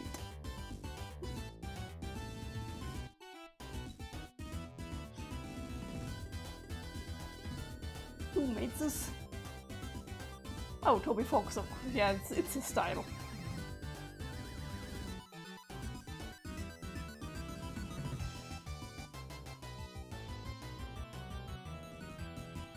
I think we are done with the song now.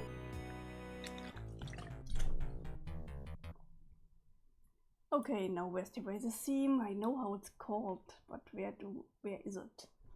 Let me search for it. Isn't it here? As I was saying, there is a theme, but it isn't the right.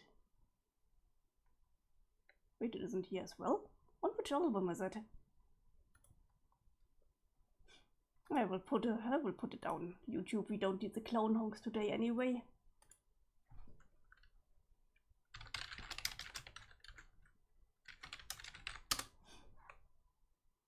Yeah, there she is. Your name is Fairy Pixels. Fairy, do something adorable.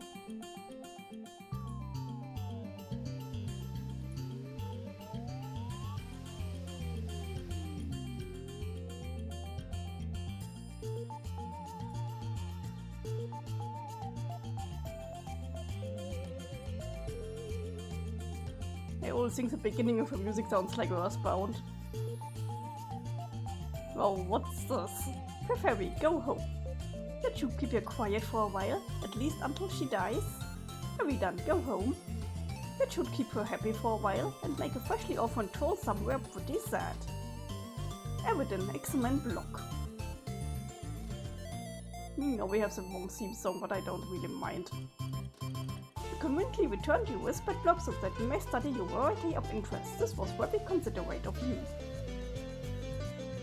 Flowing through your veins is nearly the richest block the Hemo Spectrum has to offer, penultimate on the scale. As such, you are a sea dweller, a subvoice of troll distinct from the commoners by mutation and habitat, a case which rules over the entire species.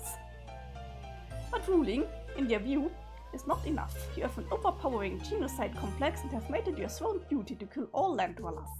You have amassed resources and deadly weaponry from around the world for those ambitions through many sweeps of extreme role-playing, while personing a working doomsday device which will bring Armageddon to all those on the surface. Haven't had much luck with that, but maybe tonight's your night.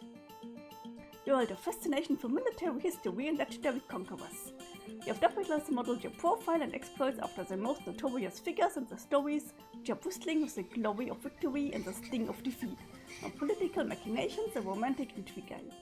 It is an image you are careful to craft to exaggerate emotional theatrics, and your penchant for mass murder notwithstanding, people tend to regard you as a bit of a tool. You also like magic, even though you know it to be fake. Like a made-up friend, the way wizards are. Made-up make-believe fakey fakes, it's still fun though. Your troll take is Caligula's aquarium, and you speak with a very weird and sort of wavy-sounding accent. You hold off on doing anything for the moment on account of courtesy to fellow royalty. Fairy, excellent block. On the subject of courtesy, you have also returned to your block so we can get a better look at you again, quite considerate. Your royalty sure is civilized. You are also a sea dweller. You have the most noble blood possible, the only of your kind known to possess it, and the only to share it with Gilblob, a deep-sea monster also known as the Rift's carbuncle emissary to the Horror Tower, so a more hushed tone speaker of the West Club. This makes you the heir apparent for Altonian rulership, which ordinarily will place you in considerable jeopardy. Your imperious condescension would steer the flagship from the fleet and make an attempt on your life yourself and not for the protection of your monstrous losers. And if not forewarned of your race's extinction by the whispers of the losers, you would have been big plans for the throne. All the plans, all of them. You would redefine what it means to be cult and troll society. Under your rule, it would mean caring for the unfit and infirm rather than exterminating them. And you have put this idea into practice by culling the fauna of the deep. You tend to wild and beautiful aquatic hoof beasts, grooming and feeding them daily. You capture and cage cuttlefish by the thousands for their own good, and also because they are funny and colorful and you love them. They often swim through the bars of the caddies, but that is fine. You run your whole palace as a sort of wildlife adoption facility, even with the wildlife's need for care severe at best, and the practice really just amounts to an elaborate role-playing scenario. It's still fun though. You would also look forward to using your Wayne to unite the two races. You were told you would do this one day by your losers, even if it does contradict your message of extinction. Oh well, this your post-not out preferences can come true. The troll tag is cuttlefish color, and you have a hard time not getting really excited about practically everything. What will you both do? Eridan and Fairy, do something ridiculous. Okay, we had all the troll introductions, so now I can get the music out of the way. Yes!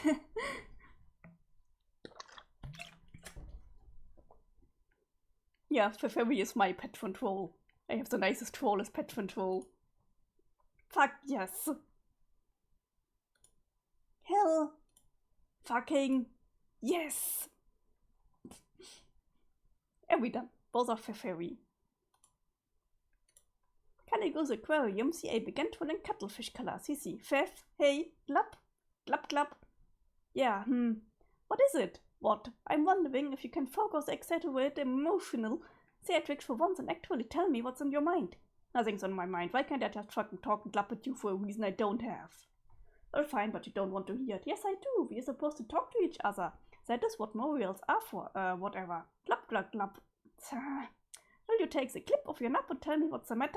Yeah, well, okay. Since we are the palest of pals a guy could ever ask for, I will tell you. Even though we will only humor me as usual, since you don't agree with my agenda. Any of my agendas, really. None of the agendas. None of them. Are you fretting over another one of these dumb contraptions? See, more condescension. You're going to make a hell of an empress. No, I'm not, but that is beside the point. None of your plots to kill the land dwellers ever work out, and every doomsday device you get your hands on turns out to be a piece of junk. So, I got to keep trying. That's how all the great military masterminds became great through upright perseverance. I think deep down you stake these plots against you so you fail because you know it's wrong. It isn't wrong. I'm not going to explain it to you again. At this point, all you need to know it's important to me and I'm doing it for us. I mean our kind. Nobody else there, not even you. This is the last time I will say this. We are not better than anybody. Glub. Psh, Inspector begs to differ. If you are sickened by them, as you say, why do you spend so much time on land? You can't have the sort of vanity for our kind that you profess if you've only spent, what, a few days underwater, maybe, in your whole life? Whatever, I have to keep my eye on them up here. It's all about tactics. What about your friends? Do you ever think about them? If they are beneath you, then they have to die too. And I know you like talking to some of them. You say you hate them, but I think you are pretending. History is full of cases where conquerors consort with members of the enemy in a mannerly way before wiping them out. Even going as far as growing fond of some. It's only civilized. I have a fishy feeling that the stupid doomsday machine thing is just another excuse to consort with someone in particular. All your feelings are fishy. Clap, clap, clap, clap. Don't you clap in the tone of clap with me, mister. I clap in whatever dumbest puppy sounding fish noise I want to clap. Oh shit, you are angling for so much trouble now. Okay, please let's just not get into the whole fucking fish pun thing, okay? Like we get it, we are nautically themed. Hehe, okay. But yeah, I don't know why she ignores me. I guess she's just bored with me. I had it all set up for her to give me the thing tonight. That probably doesn't even work, but yeah, maybe that wasn't the point. I mean, you think we have a pretty good rivalry going, right? Or at least had. It was pretty fucking bitter and contentious for a while there, and there was some good chemistry. I don't know what happened. I guess I wouldn't really know. Sometimes people just drift away, I think, or just aren't as into the crate as the other wants to be. So you really think your feelings for her weren't that dark? It doesn't matter, like I said, she's bored shitless. I guess I'm not as good as adversary as I thought. That is so ridiculous. Any girl would be lucky to have a kismasis or diabolity as you, especially sad one. Who knows what her problem is? She has issues. Well, okay, thanks for saying so. You know, I'm not sure why we never talk about our romantic aspirations. We should more often. It's kind of exciting. Shrug. Probably because you filled your gossip quota with your nubby horned bro. You leave nothing less to talk about with your dear sweet Moy whale. We are supposed to help each other with that stuff too, remember? Maybe, seems kinda odd though. You stupid fishy faces, what's odd? Have you ever thought about that? Fine. Well, it's also my stupid feelings. What about yours? Seems to me like you get along too well with everybody to be harboring any black sentiments. Yeah, I can't think of anybody I feel that way about. Maybe I'm just not old enough to have those feelings. Yet we are still pretty young, you know. Yeah, so okay, those are your black leanings. What about what? Are we done? Oh god. Is there a lucky lady you're waxing scarlet for? Or lucky fellow? Tell me, don't pretend you're all amorous suddenly. Okay, Firth, this is none of your damn business. I gotta go. Be back later when it's time to play. Caligula's Aquarian sees twirling cuttlefish color. Poor Pfeffery. Evident, go get a beverage. Another emotionally exhausting conversation. Too many feelings and problems. Couldn't be any clearer to you. You and the sea princess have splashed down hard into the moral zone, and now you don't know which way is upward. Perhaps tonight you will reveal your true feelings toward her, and end these exaggerate emotional theoretics once and for all, one way or another. You need a stiff drink. But not this full. You're not that desperate. Are we done? Check fridge. You pay a visit to what the common land dwellers refer to as thermal hole, instead of the more aristocratic and especially esoteric and alien-sounding term, a refrigerator. Are we done? Open it. A bunch of unbelievably shitty wands tumble out. Of course you knew these were in here. You're not even sure why you looked. Pfeffery, go get a beverage. Another emotionally exhausting conversation. Too many feelings and problems. That guy. Talk about a high-maintenance Moriwell. Perhaps tonight you will reveal your true feelings toward him and end these exaggerated emotional theatrics one way or another. You need a sugary drink. Underwater. This is stupid. Yeah, how will you drink underwater? Very disarm. You decide to unwind and take your mind off the drama for a while before starting the game. You nearly forgot this is going to be an exciting night. Everything you are about to do next is exciting. It is always exciting. You are excited. You unequip Don's Antenta, a golden double culling fork, a legendary weapon reserved for royalty and generally only used for ceremonial purposes. 2 times 3 dent kind. Evident disarm. You unequip Ahab's crosshairs, which is yet another legendary weapon, about as powerful as your kind episodes will allow. You plundered it from the ghost ship during a particular challenging campaign. It was the same old gambling ship from which your accomplice at the time also plundered a set of extraordinarily powerful dice. You almost feel sorry for the adversaries you will face tonight. They will likely pose neither much challenge at all. Unless one of the links in the prototyping chain includes something especially huge and monstrous, but really, what are the odds of that happening? Very done, Bother Vriska. On the subject of your old accomplice, we will, you guess you'll try talking to her one more time, even though you know she won't answer. You know she's bored shitless with you and your drama. You are almost starting not to care about the stupid doomsday device which probably won't even work. She probably knows you know it won't work. She has probably put all the pieces together and knows it was an elaborate ruse to be in cahoots with her again. And she just went along with it, playing you for a chump. You are such an idiot.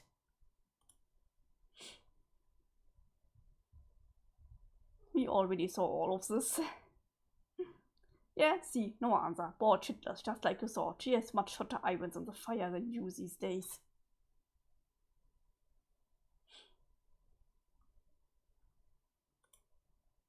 But it wasn't that long ago that you were the hottest iron at the height of your prowess as Seagwifts, Marquis Mindfang, and Orphan Dual Scar were an alliance, an unmatched terror, and in competition, unbridled tempest. Either way, spoils were typically traded and shared. No levels were left for anyone else to gain, none of the levels. You would have the victims of your conquest walk the plank, while you would reap the custodial spoils. Oh my god, look at all this blood. And while yet another part took not willfully but necessity. She had to keep her fat, to keep her calm, to keep her terrible voice down. Men trolls have 4 times the pining ouch they have, yes. If she were to raise it above a whisper, trolls would begin dying. First, the leather bloods, those more psychically susceptible. If she raised it to a shout, all on the planet would die, land and sea dwellers alike. And if she were ever to get really upset, she might release a vast glub, a spiky shockwave that would exterminate every troll in the galaxy.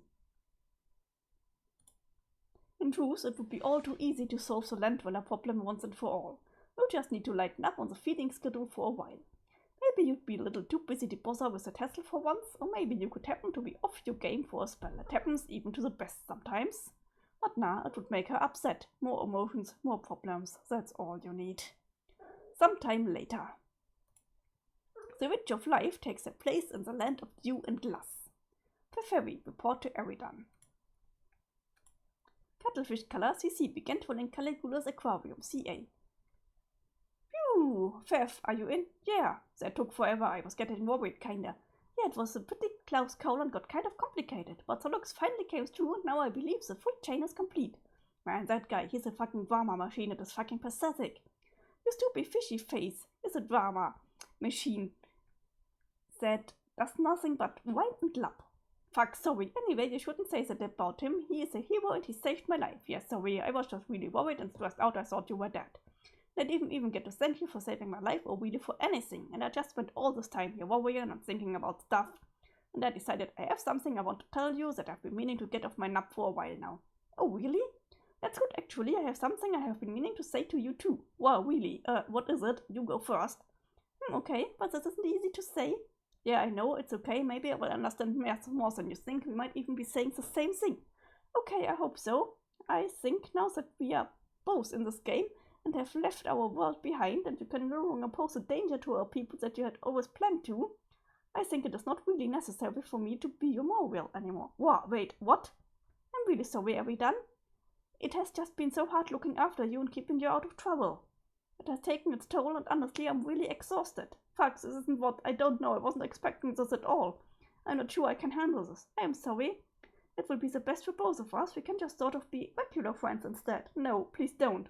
Look, I'm being serious here. Don't do this. I won't even use my weird accent while I type, okay? So you know I'm being really dead serious and honest about this.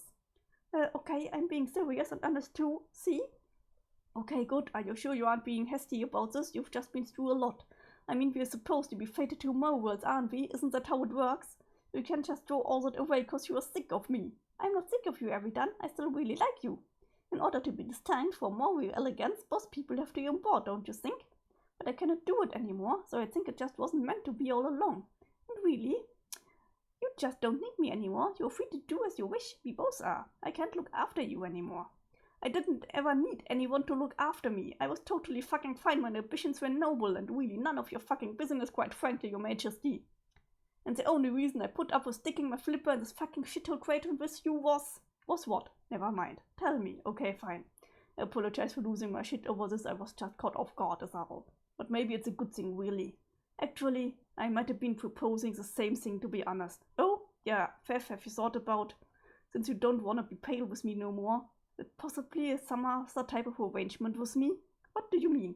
I mean something a bit more kinda reddish, like whiter red. No, I hadn't thought about it. Okay, well, what do you think about it? Now that you're thinking about it, I really don't know about that. Why not? I thought you said you liked me. I do, but I don't know if it's really in that way. Couldn't it be so? Don't you think there's room in your collapsing, expanding, bladder-based aquatic vascular system for those feelings? Never had a chance to consider anything like that. I have just spent all my time worrying about you and trying to keep you from killing everybody or hurting yourself. It took all my energy. I don't think I have anything left for those feelings either. Oh god, what? I'm the biggest fucking idiot who ever lived. I can't believe I just opened up to you like a chump when I knew what was coming. I'm once that fucking wine sucker. Over emotional sappy trash. You're right, I'm not better than anybody. I'm worse than anybody. Everybody, all the bodies. Stop, God. Will you just climb up for once in your life? Always carping and carping and carping. You go completely overboard with your emotions, always looking to wheel in drama wherever you can. I'm up to my gills in it. I just can't summon the strength anymore. I cannot believe you're doing the fish pond thing while you're breaking up with me. Real nice. Whoops, I mean real nice. Sorry, but really, this shouldn't be as bad as it sounds. When all is said and done, I'm still your friend. We have left our world behind. Everyone is dead. And there's no use in worrying about it now. It's over. It is time to play this game and focus on building something new and exciting. So hang in there, Eridan. I have to go now. So looks is some serious trouble and I have to go help him. Bye. Wait, don't go. Cuttlefish colors, he sees he's trolling Caligula's aquarium CA. Glop. So, while Eridan has his mental breakdown, it's a really good time to stop here. Because I'm out of time. So thank you guys so much for watching. I hope I will see you again next week. Have a good day or a good night. See you!